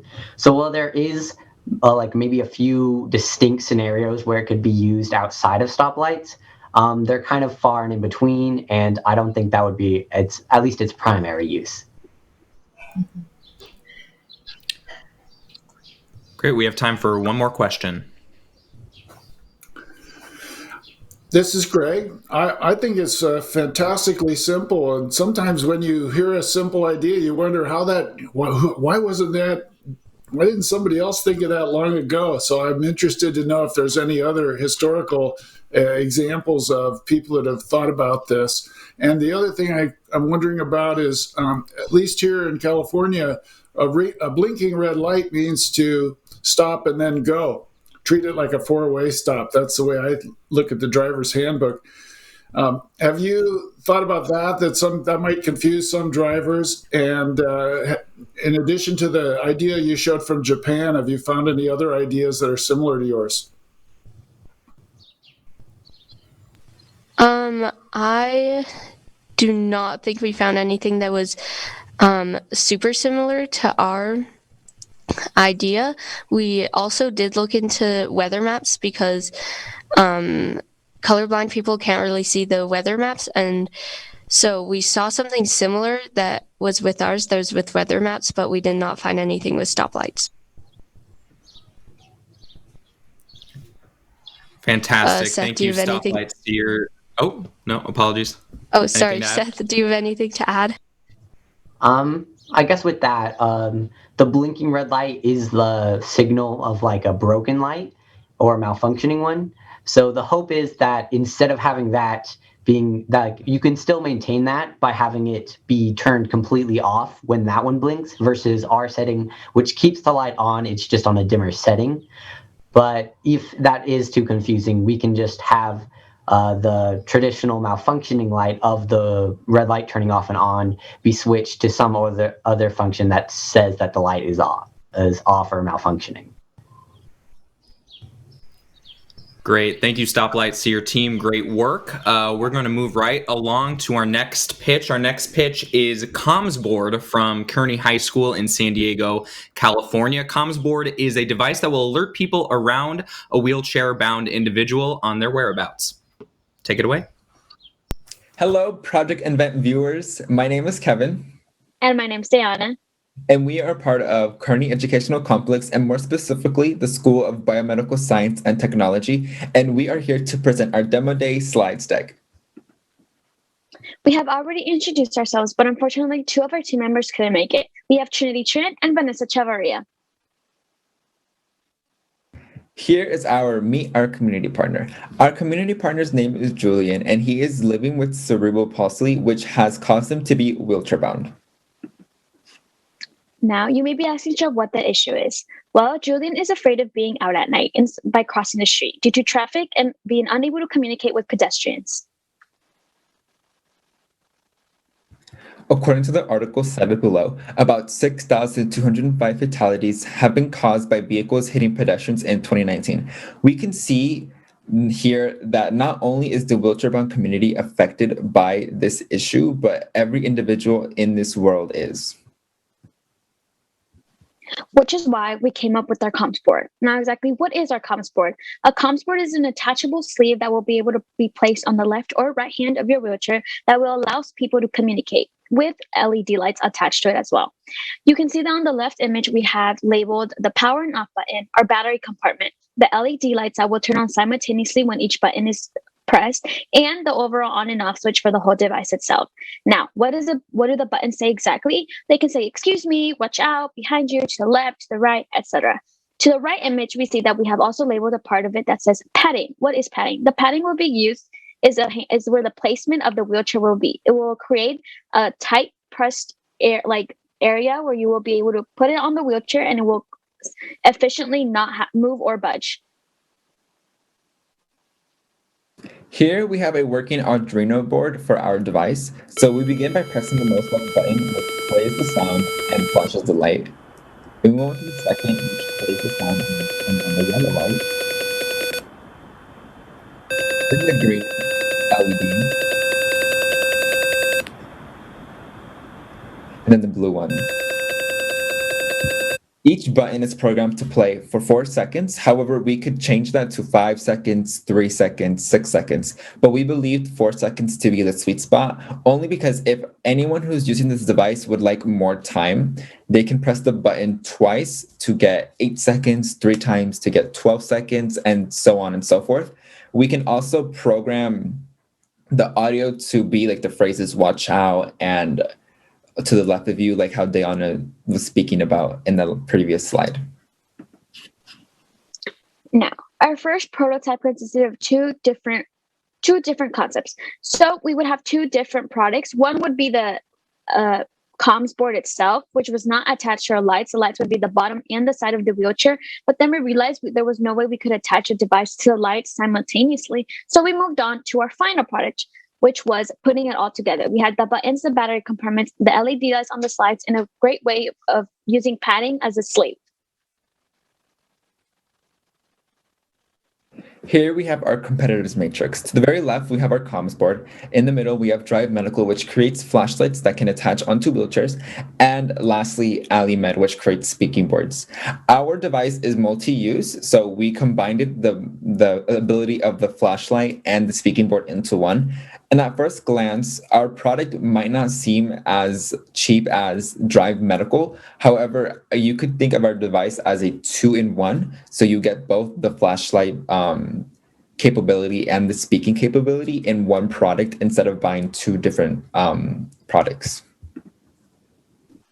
Our next steps. We like to start off by first creating a real and functional prototype. After that, we want to create multiple devices in order to test its use to potential clients. Thank you, and we hope you have an amazing day. Great work, comms board team. You now have your 5-minute question and answer with the panelists. Take it away.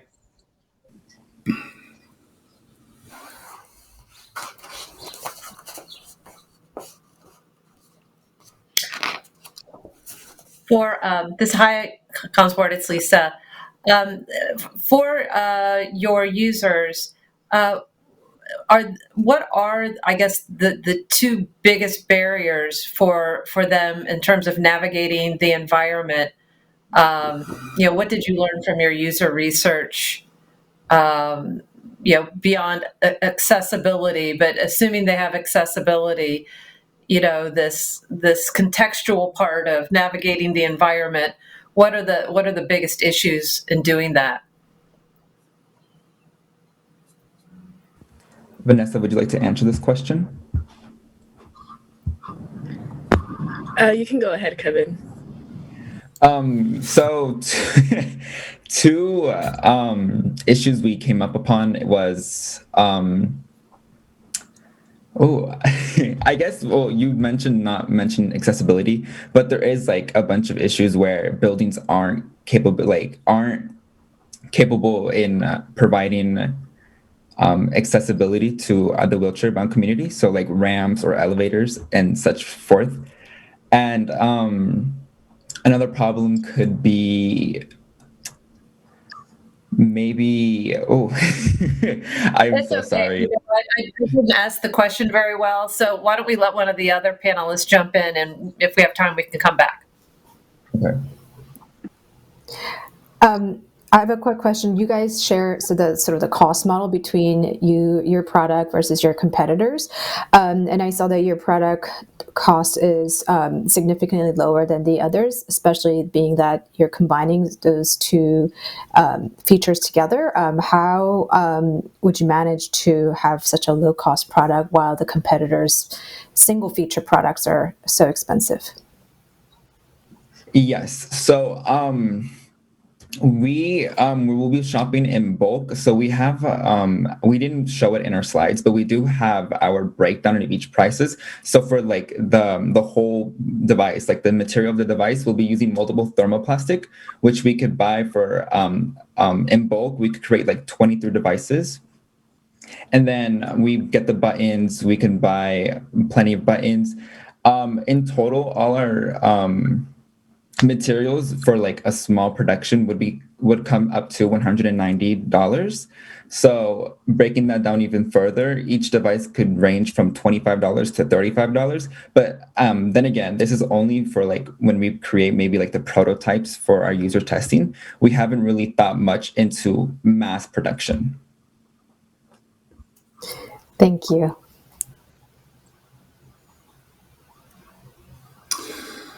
I know that in the disabled community, there's a lot of interest in sort of helping the public understand that everybody needs access, and so it's the right thing to do.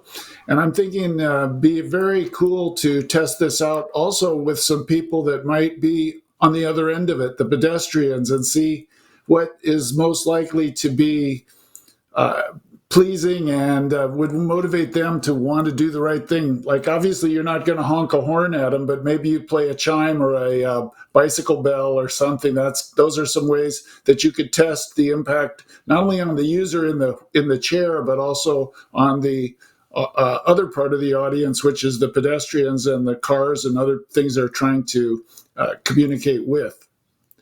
What are your thoughts on that?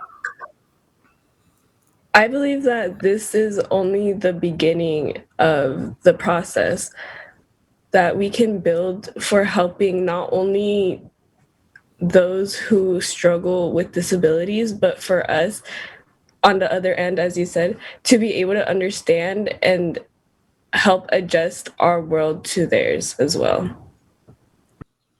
Yes, we have created, as a society, we created habits to maybe when we see someone who is vision impaired, we give them space so they could use their walking cane, or someone who is wheelchair bound, we give them space so we can let them pass through. These are just habits we created now, but what Vanessa just said, this is just the beginning and we can further that. Wonderful.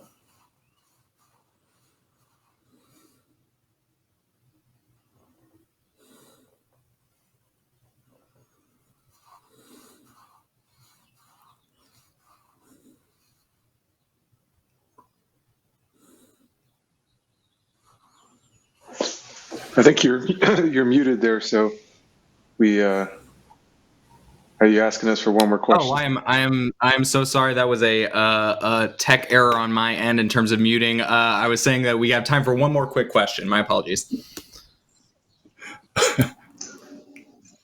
Yeah, this is so just a quick question in terms of, obviously it's hard during COVID times, but could you test any of this out in real life scenarios just using an iPhone or some sort of phone that has an app based on it? Obviously a physical device, much easier to use.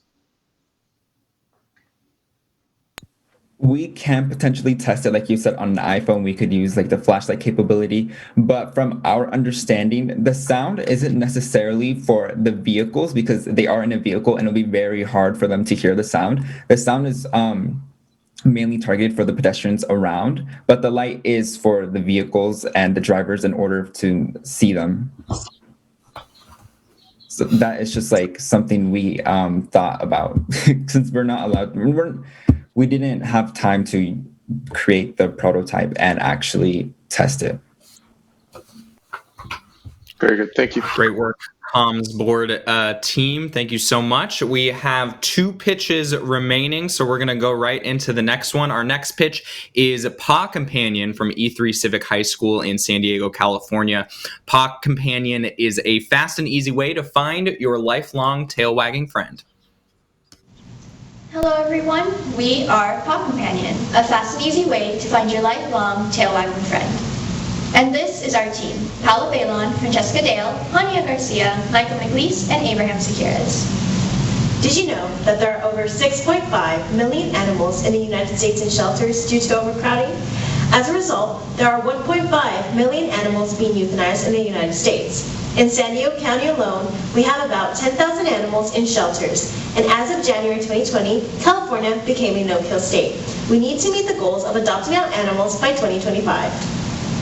Our team met with 3 different clients: Kara Shalokowski, a Senior Director of Philanthropy at the San Diego Humane Society, Laura Oliver, the owner of Line of Legacy Senior Dog Rescue, and Hella Tyler, the Director of Adoptions at the Helen Woodward Animal Shelter. Although there are several other issues, the major concern is overcrowding. To help reach the necessary requirements of being a no-kill state, my team and I have created Paw Companion, a fast and easy way to find your lifelong tail-wagging friend.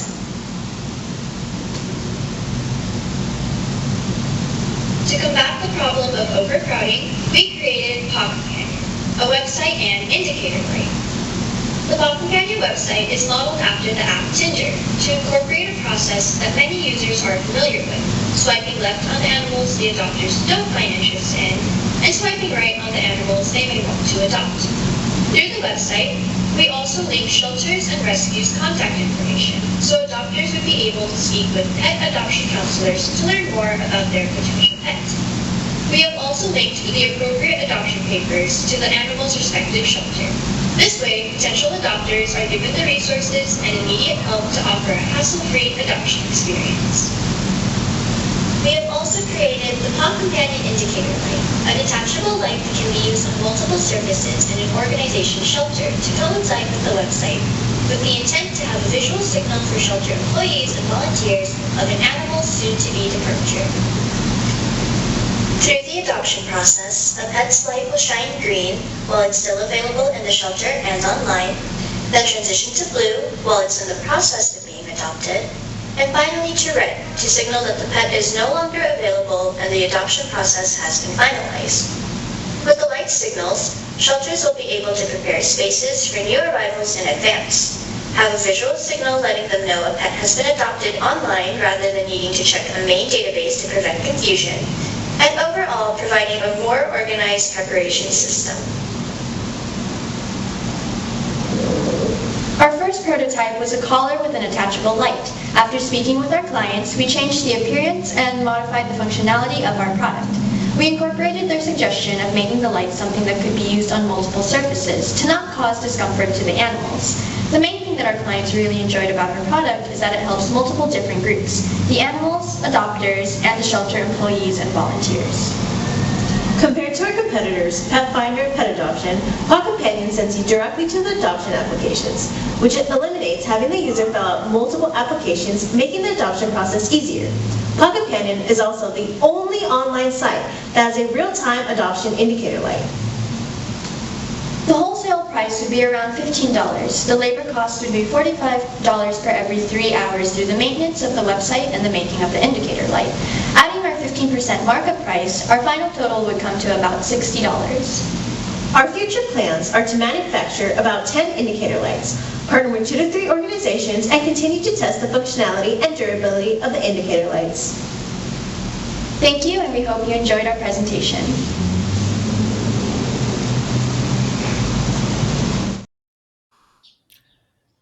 Great work, Paw Companion team. Your Q&A session with the panelists begins now.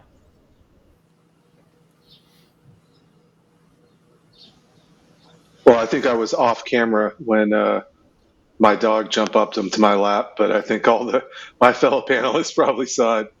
So I was a long time dog lover, and working with the SPCAs in San Francisco, I think it's very cool. I guess I'm trying to figure out what the so you built the website, you've got this cool light. Can you think about this kind of application inside of a shelter? How would they stick it in the kennels, in the cages? What was the feedback that you got on that end? That seems like a great question for Francesco. Right. So in regards to actually placing the light in the shelters, we planned on making the light in different materials to either make it magnetic in case there's a metal wall for it to be placed on, or being able to add some metal hooks so it can hook onto different kennels. And as for feedback from our clients, a lot of them have mentioned how due to the pandemic, they've transitioned to online adoption, so to keep social distance in their shelters. And one of their issues is if an animal gets adopted online, they don't know immediately. So if a person does come into the shelter and also is interested in an animal that's already been adopted online, the shelter wouldn't know unless they were to check a database. So they've mentioned that having a visual representation of animals being adopted online can really help keep their shelters more organized. Great, thank you.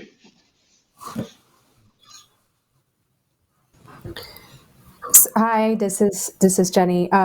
Quick question on the website portion of it. So is your goal, because obviously there are multiple websites for different adoption agencies, is your goal for those users to go straight to your website versus these adoption agency, or is it incorporating your services into their website?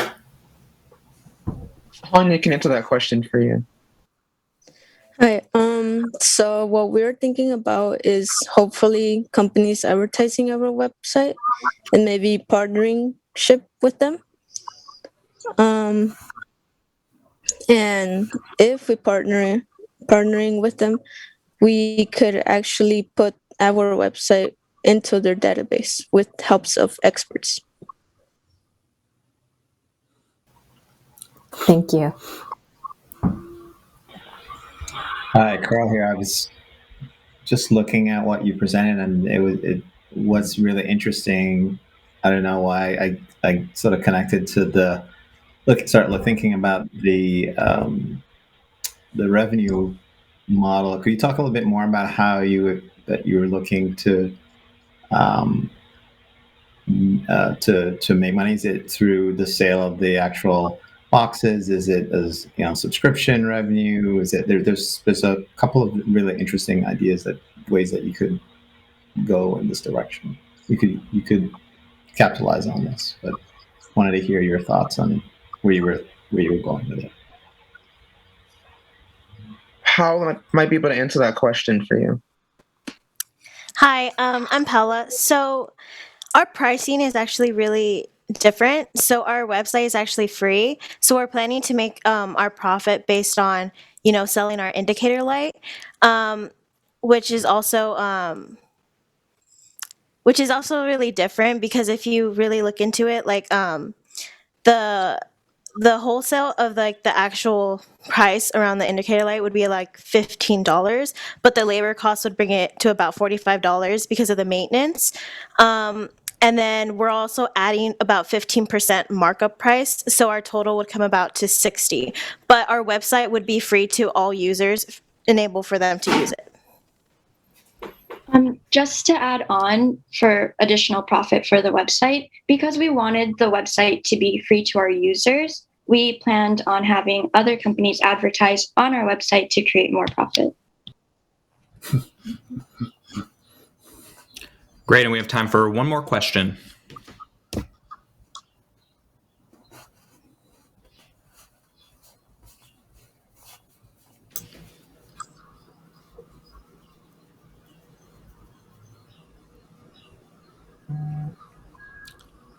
Or if not, we can wrap up there. Really great work, Paw Companion.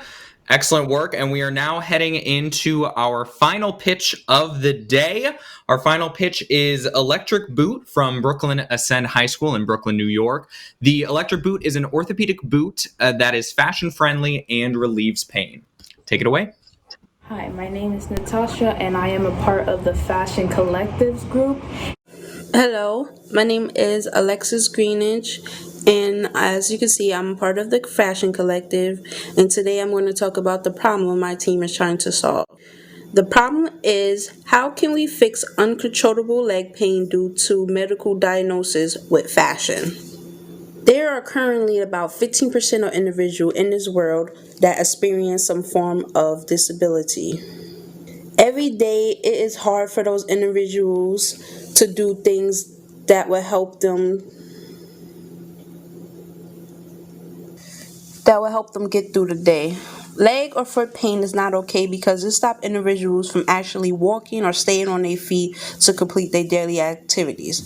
For instance, as seen in a slide, difficult pain in my life, and I had to have a frame, and I have no fashion options for my foot to wear at all, and it was difficult to get around. Before I had the frame on, it was hard to get around through school, and it made it difficult for me to complete my work or to get through the day during the school day. So for the model, the features that we included were a button for to control the pressure of the boot. We also included 2 compartments. One compartment is located on the ankle of the boot. The second compartment is for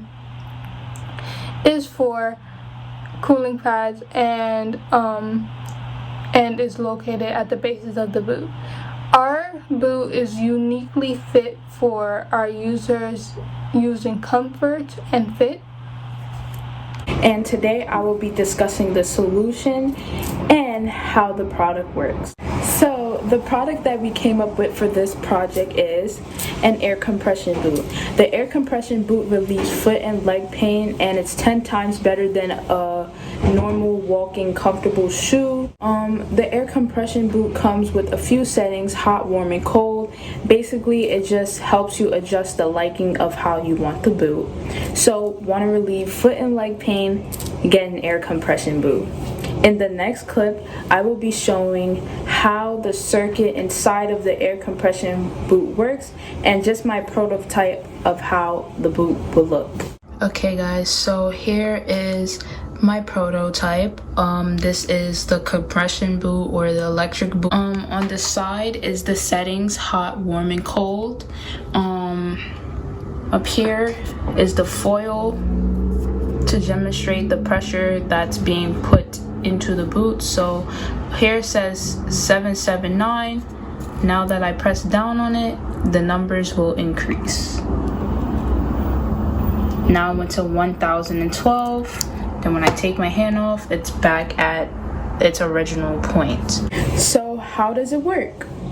The wire indicates the connection between the pressure and the circuit. The connection will allow the pressure to transfer. The LED, this part indicates that the circuit is working. The battery pack helps power on the circuit and helps get the numbers moving like what was shown in the video. Basically, all of these were shown in the video, but these are a close-up of how it works. The microbit, this part indicates the amount of pressure that is being put into the boot. In the photo, the numbers increase based on the amount of pressure. And last but not least is the foil. The foil part indicates the pressure that is being put into the boot. So, yeah. Make sure you buy the air compression boot.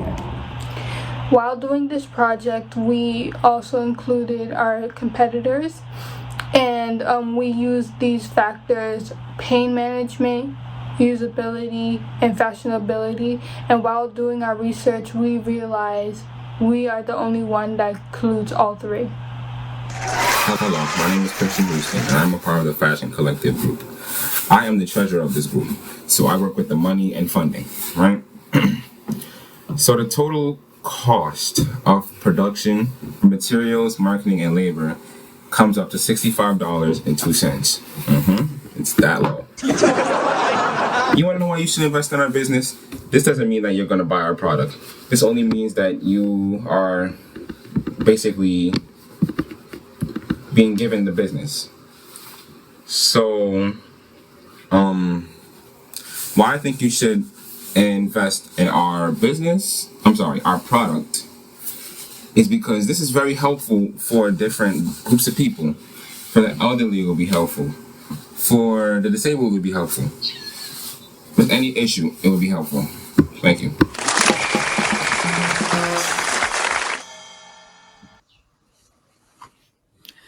Thank you, Fashion Collective. You now have 5 minutes for your Q&A session with the panelists.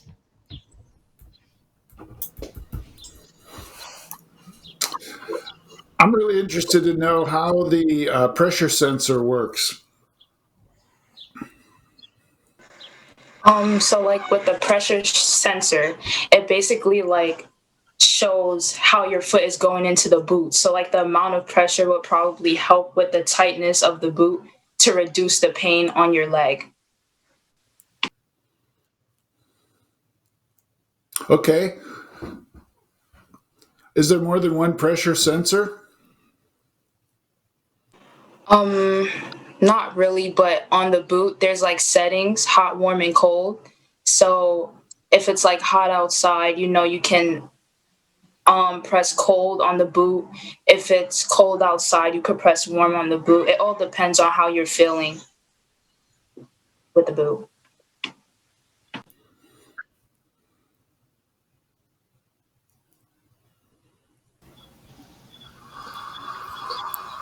Hi, this is Jenny. I love it whenever there's fashion brought into a utilitarian product. So I really love this product.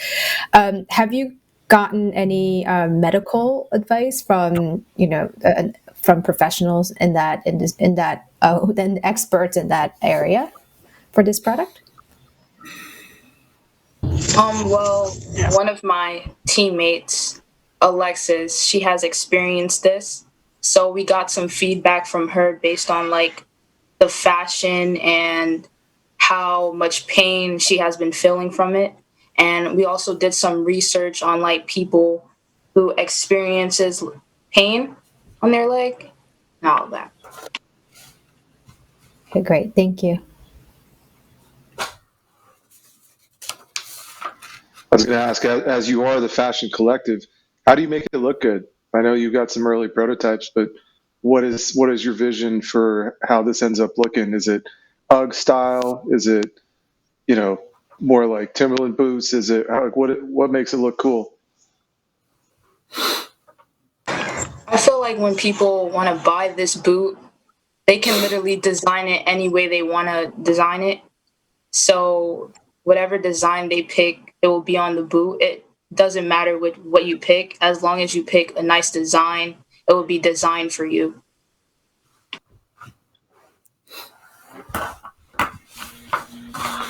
Last question.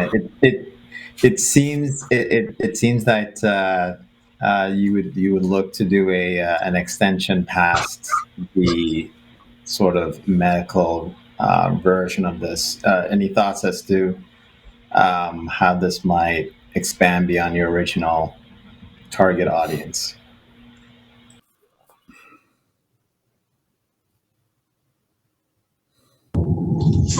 Well, we hope that'll be inclusive for everybody in a way. But as it started, like for me as a teen girl who experienced like a disability issue that have side effects of pain, we want hopefully it could be for everybody. Like you said, with arthritis, any type of pain that's could travel to your leg and your foot.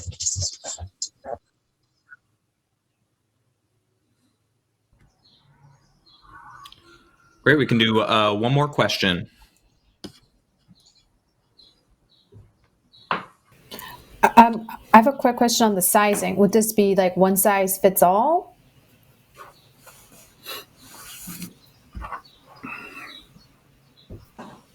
I believe so, since it's like a big boot. And once you put your foot into the boot, it just depends on like the tightness. Like it can tighten up when you put your foot into the boot. It all depends on like your foot size and how it's going into the boot. So yeah. Thanks. Great. Thank you so much, Fashion Collective. Great work. And that wraps up all of our pitches for today.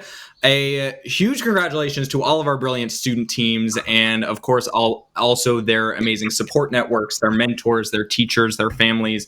Our panelists are now going to head off into another room where they will deliberate and decide on awards. And the rest of us now are in for a real treat with our keynote speaker, followed by a Q&A session moderated by Project Invent's Director of Programs, Kelly.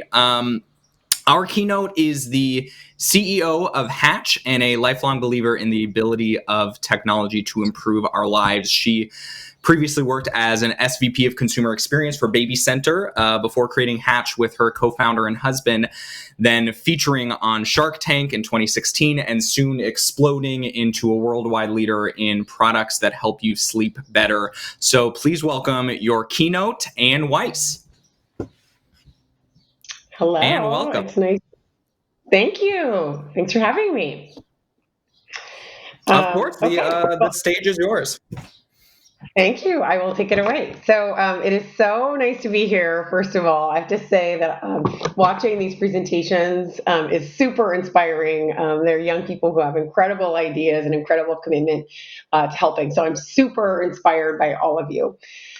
Today, while our judges are deliberating, I'm going to talk to you about the story of rest. So I run a company. It's called Hatch. Our mission at Hatch is to help families get good sleep. And we started actually by helping babies and kids get good sleep. And I'm going to tell you how we came up with the product that we have in the market right now. And first, though, I'm going to tell you about the end result of what we created. And that is this product here that you see in these two pictures. It's used in nurseries for babies and also in rooms. It's called Rest, and it is a nightlight. It is a sound machine, and it's also what we call a time to rise device. And what that means, I'll give you an example of what it means in my house. My 8-year-old kid knows that until Rest turns green in his room, he is not allowed to get out of bed in the morning. So as a little guy, as some of you who have brothers and sisters may know, they don't know, that it's not okay to get out of bed at, 5:30 in the morning. So what Rest does is a parent can set it up so that it turns a certain color, whatever they want, at the time that it's okay for the kid to get out of bed. It also helps at nighttime.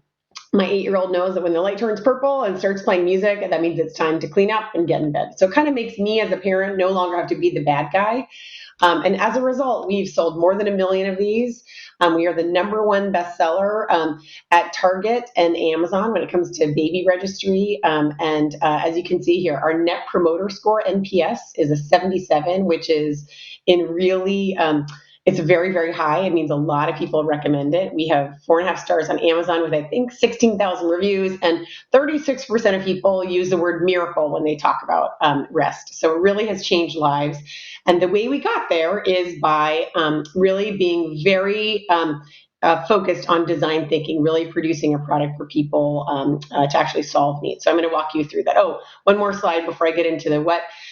To show you the impact of Rest. So we only sell Rest in the US, but when you create a product that solves people's problems like Rest does, people find a way to get it all over the world. As you can see from these dots, these are where people are using Rest, and I have no idea how they got it in Australia or India or China, but they did, and it's really a lot of fun as an entrepreneur to see the impact.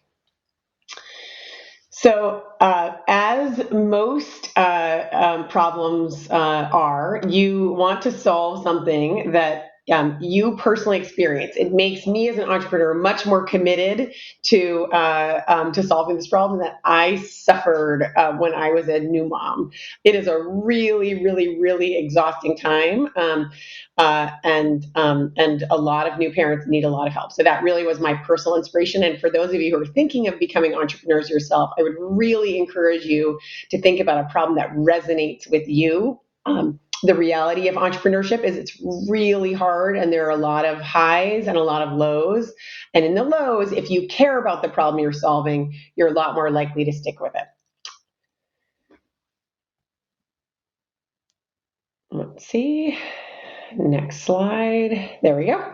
The other thing, too, that is interesting in the industry that I'm in is there are a lot of really ugly baby products. Baby products designed by really big companies that really have lost touch with who their customer is, who the modern parent is. And so we felt like we had real opportunity to apply design thinking and really think about who our customer is, and that they care about design. They care about, to our last presentation we saw, fashion is important. So we started with really a vision of how might we create, and ultimately, how might we create something that helps families get better sleep. The way we came up with that is we decided, you know what, a combination of a nightlight and a sound machine, and this, including this time to rise element, was really important, and also good design mattered.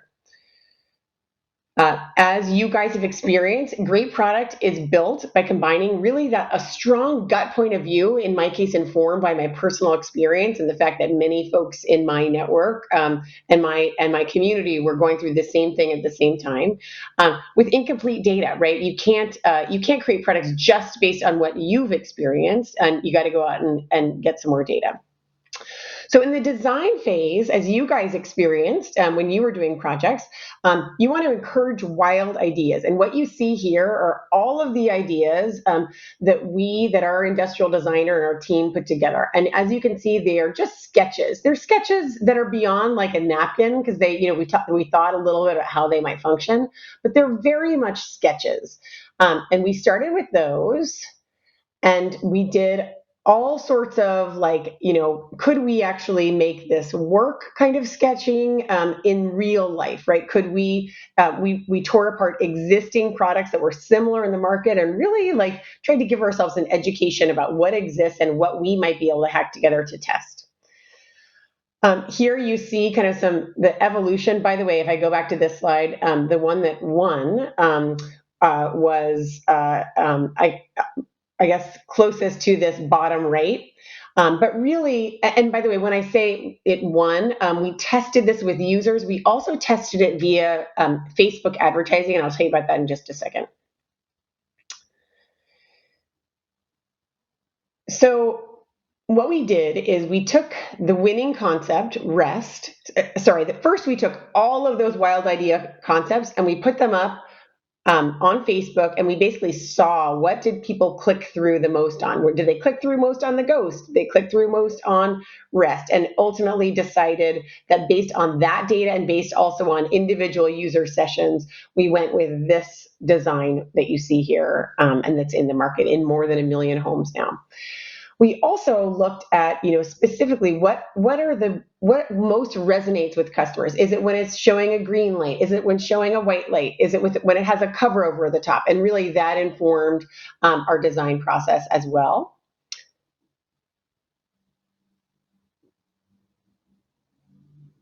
There we go. And this is our family of products today. Like I said, we have more than 1 million devices in the field. And really our marquee device is the one in the middle here, which is Rest. We, about 2 years ago, created Rest Plus, which you see on the right. Rest Plus is a higher end version that has a clock and also an audio monitor built in. And we just recently released a lower end version called Rest Mini that's really a basic sound machine that you can connect to from your phone. And then a year ago, we extended the product family. A lot of our customers said, hey, you're helping my kid get good sleep, but what about me? And so we had a lot of people who were buying Rest for the adult bedroom and using that to fall asleep. And that's great, but the reality is we knew we could produce something even more on point for adults. So we created Restore. And by the way, Restore was named, Time Magazine named Restore one of the 100 most innovative products last year. We won in the wellness category. And we've had all sorts of amazing love, including, by the way, if you guys know who Gigi Hadid is, Gigi Hadid just posted last week a story about how much she loves Hatch, which was super fun, unpaid. We couldn't afford her if we wanted to, but it was super fun to get that kind of organic love from someone like Gigi. Really, as you guys have learned over your project time, that design thinking is really building on the idea of others. Like you get an idea, you vet it, you talk through it, you see what does the team think, what do users think, what kind of quantitative data can you get, and that's really what design thinking is all about. The other thing that's fun to point out is we are a tiny little team. We're a little bigger than this now. We're about 55 people now. But Chris Sacco, who you see in the front here, was an early investor via Shark Tank and has remained a really wonderful friend of Hatch and is a big part of what we did. I'm happy to talk more about my experience on Shark Tank, which was super, super fun. And that is what I have to say. So I know, Kelly, that you are going to join me and we're going to chat a little more. Yes. And can you hear me okay? I can. Amazing. Good to see you. I'll just announce my name is Kelly Ojeda. I'm the Director of Programs at Project Invent, and I am also a very proud Restore owner. I am not Gigi Hadid, but I share her feelings. I cannot live without it. And I've already asked Ann to invent me one that I can travel with. So #1 top fan here. But Ann, we're going to take some questions from the audience, but I also have a few questions that I wrote ahead of time.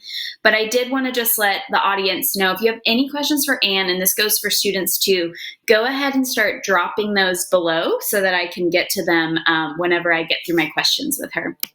So first question, and I know you've answered this a ton in the past, but I just want to hear it again. How was being on Shark Tank? I'm sure that all of our students and audience would love to know what that experience was like. It was a lot of fun, and it was super scary all at the same time. So we went on Shark Tank when we had essentially a prototype. Like, we really didn't have much more than many of the students here today had. We had essentially like a chunk of plastic. We put up a website the day before we filmed on Shark Tank, so we didn't have much. The experience was terrifying. I've done a lot of pitching to venture capitalists in my life, successfully and unsuccessfully. That's the world of pitching. But the reality is, I had never done it before in front of millions and millions and millions of people. So it was really terrifying. I couldn't eat or sleep for days before. But as soon as we walked on the stage, it was awesome. It was super easy. The conversation ends up we talked for almost an hour, and they cut it down into about a 6-minute segment. But it was really, like I said, terrifying and super fun all at the same time.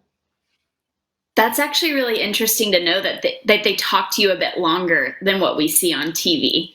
That's amazing. Oh. Who's your favorite shark? Chris Sacco, for sure. Chris was a guest shark, and he did our deal, and he's awesome.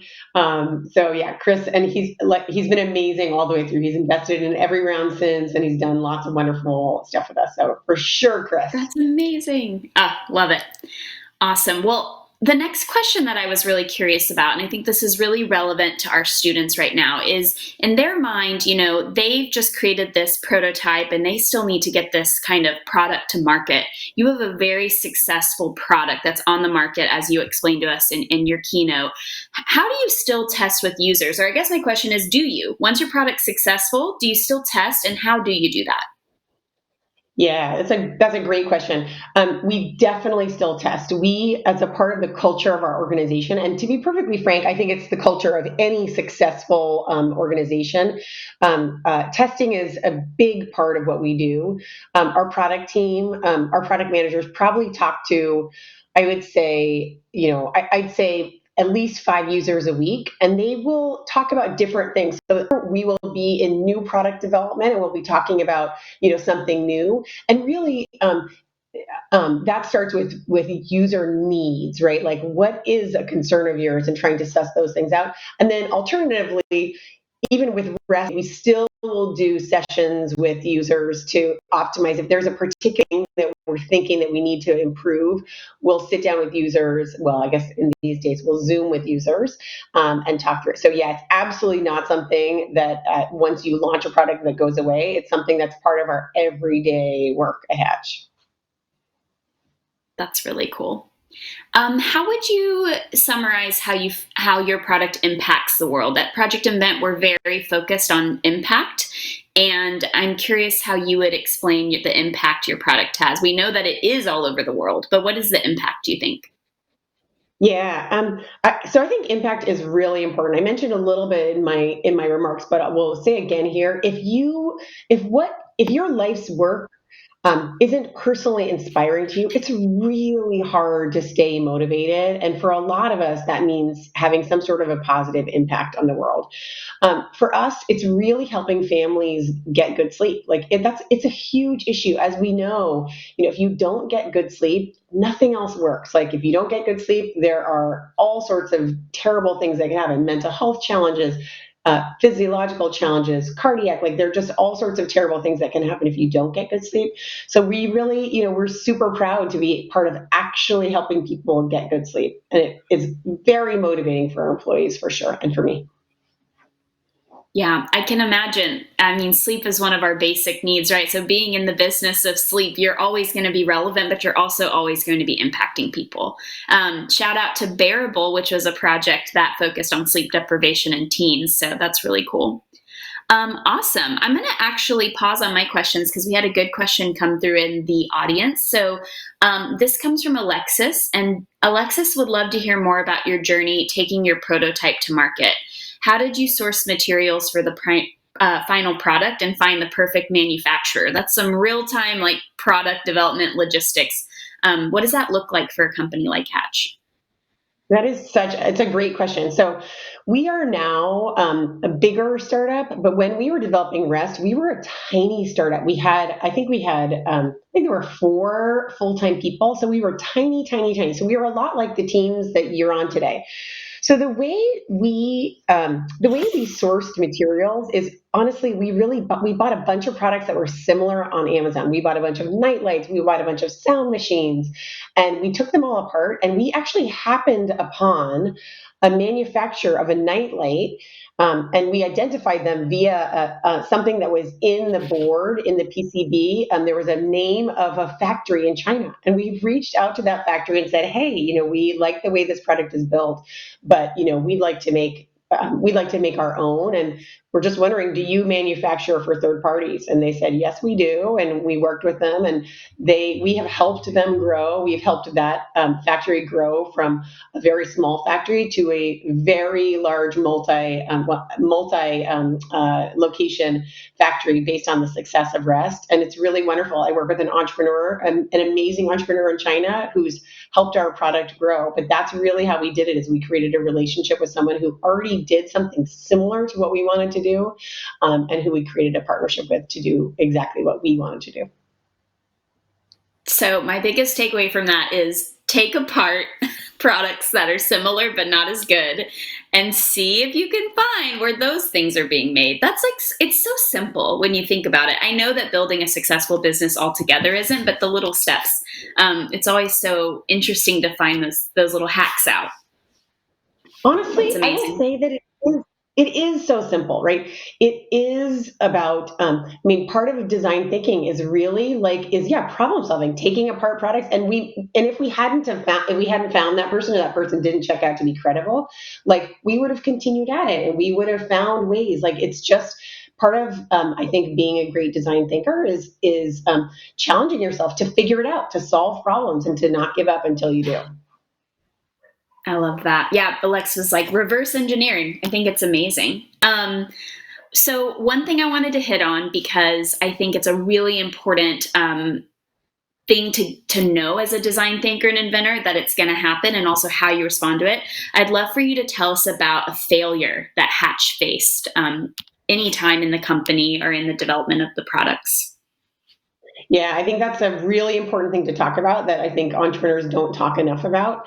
We have a great example, and I'm not sure I would call it a failure, but I would definitely call it not massively successful by any stretch of the imagination. So that's my reframing of the word failure. It was a learning experience. So we created our very first product, the one that if you go back and look at our Shark Tank episode, you'll see. Was a product that what I was personally super passionate about. I personally had a really big need for that product when I had my first baby. But the reality is I didn't do a real design thinking process when we created that product. I personally really needed it and I wanted it to exist. And also we were learning, we were software people who wanted to learn about the world of creating hardware. So we kind of used it as a learning project. But really like the product ultimately did just fine, but it certainly is not resonant like REST, and the REST family of products are resonant. And looking back on it, I would definitely call that a relatively speaking failure because, I didn't do enough of the research to say, hey, this thing that I am really passionate and I am really excited about, does it have legs broadly? Is there enough of a market? And so that's something that I really try to keep foremost in my mind when I'm thinking about new products. And now we have a whole system and a whole team that vets, but you can really be misguided by too much of a focus on your own passion and your own needs. I think that's so important because it's a huge pitfall our teams get in right at the beginning because they learn about design thinking, they learn all about invention, and they kind of start thinking of what the solution is before they start what we call need finding design research. And I think that is really good to hear that, it's an experience you went through. And I totally agree that failure has this like negative connotation, but it's something that if you look at it the right way, it can be very positive, as long as it doesn't harm people in the process. Totally. And for me as an entrepreneur and a CEO, like the thing you have to be really worried about as a startup founder is you can't run out of money. And it's okay to make lots of mistakes as long as you don't run out of money, because you need to be able to pay people salaries. You need to be able to buy materials for, projects. And we were very fortunate in that mistake we did not run out of money, because that's company killing. We were lucky enough to be able to use it and learn from it and go on to the next product. That's really cool. Amazing. Well, I know that we have about 9 more minutes, so I have some questions I wanted to get through. Our students, these are kind of about you, Ann, so get ready, you personally. So our students, a lot of them are in high school. Some of them are freshmen, sophomore, but some of them are getting close to graduation, and they're always asking us, what did you study in college to do something like Project Invent or the work they did? And so we always love to ask people like yourself, what did you study in college? And how did that prepare you for the work that you're doing now?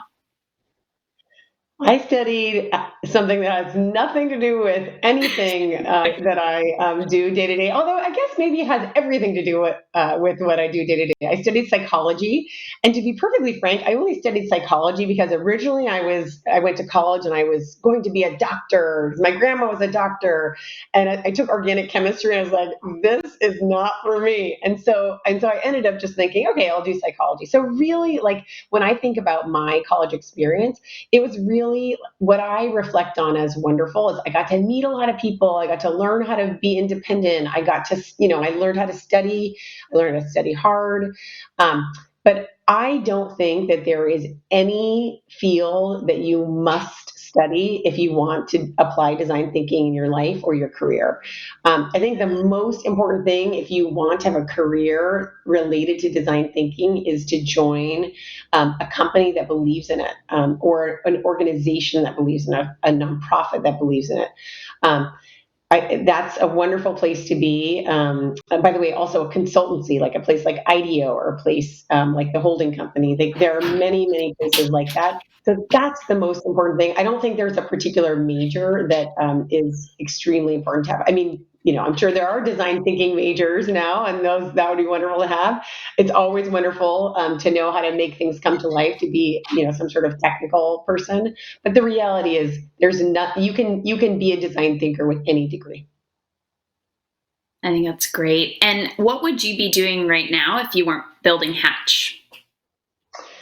Ooh, that's a great question too. I think I probably would be building another company. I really enjoy. This is the second company that I'm the founder of and the CEO of, and I really love it. Like some people get so excited when it's Friday because they get to go have the weekend, and for me, I love working. I love my job.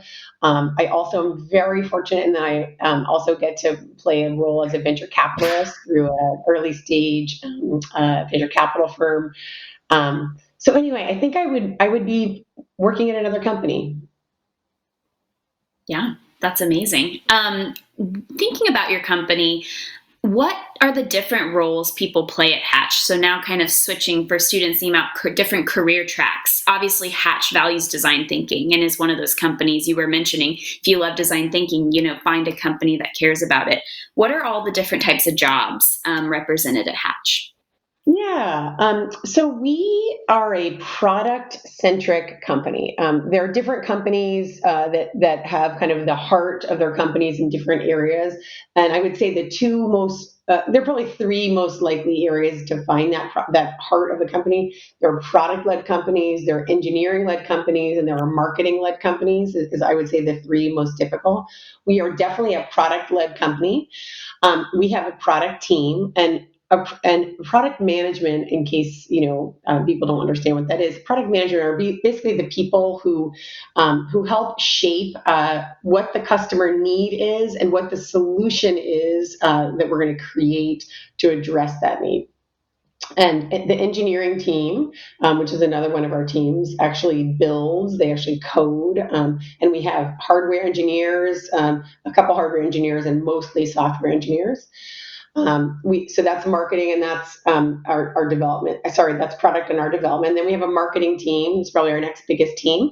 And they're the folks who help people understand our messaging out in the world. Once we have these products, how are we going to talk about them in the world? How are we going to make people aware of them? And how do we spend money and also engage in social media to make people aware of them? And then we also have a finance team that takes care of paying our bills and doing our forecasts, and a partnership with me there. And we have an operations team, the people who figure out how to get our product, our physical product, from our factory in China to our warehouse in California and distributed to Target and Best Buy and Buy Baby and all the folks that we partner with. So those are the elements of our organization. And we also have a newly formed content team. And we have a content team that helps to create content, because that's a relatively new thing that we do at Hatch, which is we offer people a subscription to content that helps them get good sleep that we make available on our devices. That's I love that. I think I know the content very well. There's one lady who puts me to sleep every night. She tells me how to breathe and relax. I love that. It's cool to hear, because I think our students just went through this experience, and some of them maybe really loved the coding piece. Some of them probably really loved building this pitch that we just all saw today, and also there's just a lot of different roles that go into making a product come to life and get into people's homes. And so just thinking about that, the thing that energizes you, there's probably a place for it where you could apply it to a career. Amazing. Well, I am just going to ask one final question. This comes from Ellen, who says she's very much going to buy one of, I don't know which Hatch product, but she's buying a Hatch product after demo day. One customer conversion for you, Ann. And she would love to know if you she would love to know if you have any frameworks for thinking about adding features or developing new products. So what does your team do when you are all kind of coming to the table to talk about a new product, like when you built your content team out, or developing something that's going to be added to any of your products? Yeah. So we do a couple things. So as a matter of practice, we have OKRs, which are basically things that we are communicating to the company as a leadership team. Hey, these are the most important things that we're going to be working on in the next period of time. And oftentimes a new feature will be part of that. A new feature or a new product will be part of that. We also are really great, I think, about listening to our customers. Our customer support team we have a leader of customer support who's absolutely amazing. And he really makes sure to feed us information about what people are struggling with.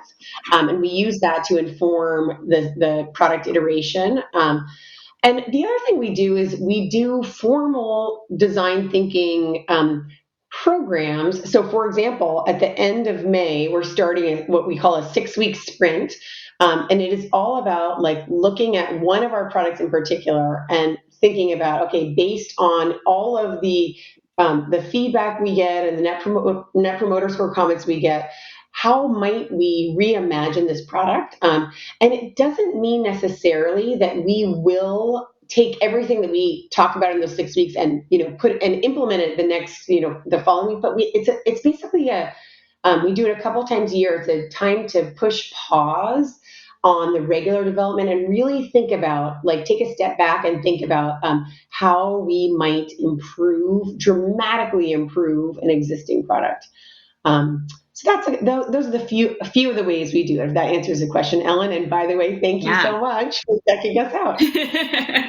That's amazing. That was super helpful. Well, Ann, this was a delightful conversation. We got to learn so much and kind of got to see a real world example of what this looks like out in the wild. So thank you so much for being here. And to the audience, we're about to go to our award ceremony, so just stay tuned. But Ann, thanks again. Thank you so much. Good luck, Al. Bye. Bye.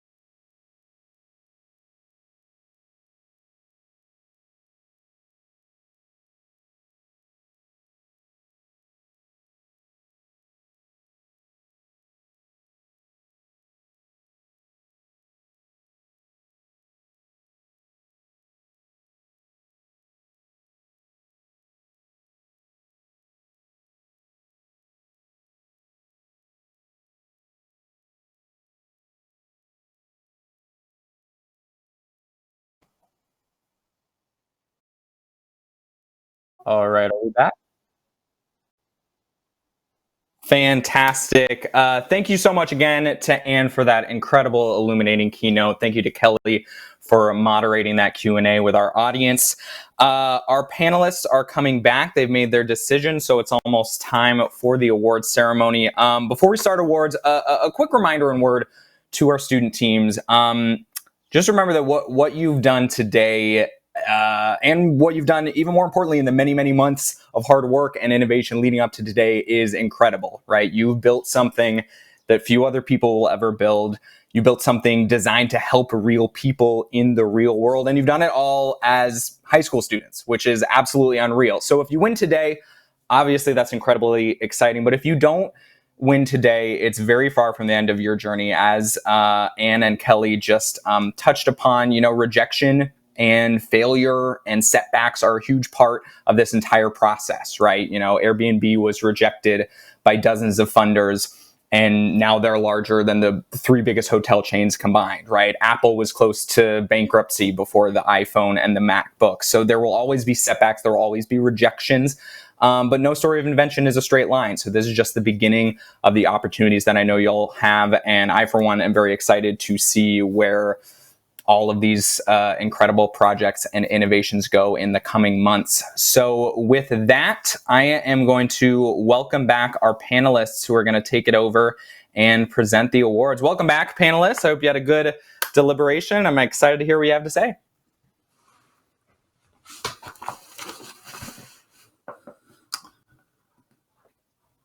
It was wonderful.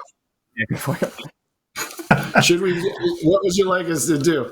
You know what? I don't know if you want to have a jury foreman of sorts. However, the 5 of you would like to do it best, but the floor is yours to present the awards we've agreed upon, however you'd like. Okay. Well, we picked 5 awards, and it was not easy. They were all wonderful, and each of us agreed that we would present one. And I don't know what order the slides are in, but the group that I'm presenting for was very wonderful in the amount of thinking that they did on the project, the amount of research that they did. They picked a real issue, and they came up with a very simple solution that we felt was widely applicable. And that team was Idle Reminder.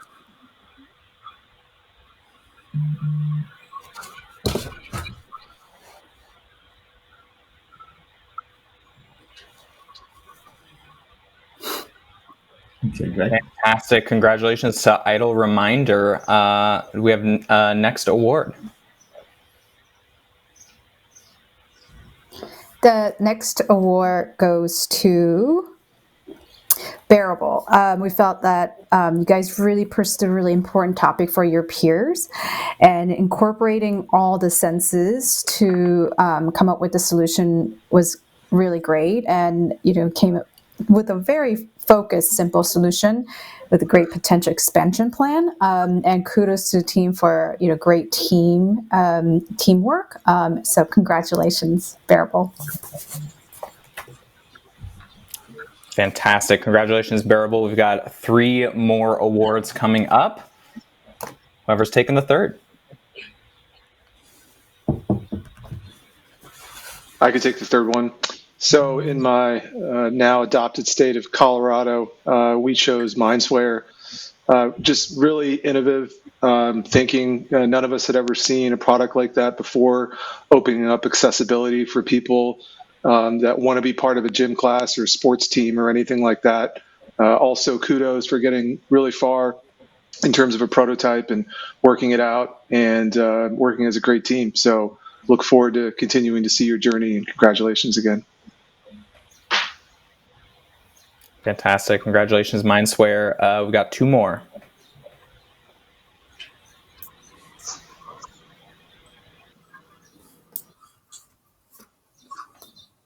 Go for it, Carl. I can go ahead. Okay, great. I'm happy to say that the next team that will be receiving award today is EVE Reader, formerly known as Eye on the Mountain. Really like the use of data, bringing actionable data points to live animal care. I think it was really interesting to see how technology is being used in a way that you can interact directly with, in real time to animals' distress or well-being. So it was really great to see that and see how the team had thought about a few things. There's obviously more things that you can do, and hopefully this will encourage you to keep going with this idea and pushing forward. Tremendous. And I believe 1 more award. Hi. Our 5th award is going to, big drum roll please, number 5, Stoplightseer. And again, similar to some of the others, an ingeniously simple idea and done with empathy for not just people with a range of color blindness, but it could actually have multiple impacts for others as well. Paired with the fact that it's not easy doing big kind of government type infrastructure stuff. The fact that you were able to partner with the DOT, get feedback from them, is really essential for this type of innovation. And we wish your team a lot more iteration and work on this to bring it to fruition. And with, I think, a big question that all of you may have is, what happens with the money? And we applied our very basic math skills, and we made an even division across all 5 teams. So all 5 teams will receive $400 from Google. Incredible. Well, thank you so much, panelists. that wraps up day one of Project Invent's Demo Day 2021. A huge congratulations to our 5 winners. And thank you to Google for the prize money for those 5 winners, but also a huge congratulations to all of our teams who presented today, and a huge thank you to, again, our panelists, our audience, our donors, and everyone who helped these teams along the way on their journey, from their teachers to their mentors to their family. A reminder, you can continue to donate to Project Invent, especially if you really enjoyed this very inspiring and illuminating event today, and enable us to continue this mission of empowering young people to innovate throughout the year. And please join us again 1 week from today for day 2 of Demo Day. That'll be Saturday, April 24th from 10 a.m. to 1 p.m. Pacific time. And then day 3 will be on Sunday, May 16th from 10 a.m. to 1 p.m. Pacific time. We have 20 more inspiring, innovative student projects from high schoolers all around the country, and I, for one, cannot wait to see them. I've been your MC, Sam Clark. I've learned a lot today, and I'm very excited to see what the next 2 days hold. And have a great weekend, and we will see you next time. Thank you all so much.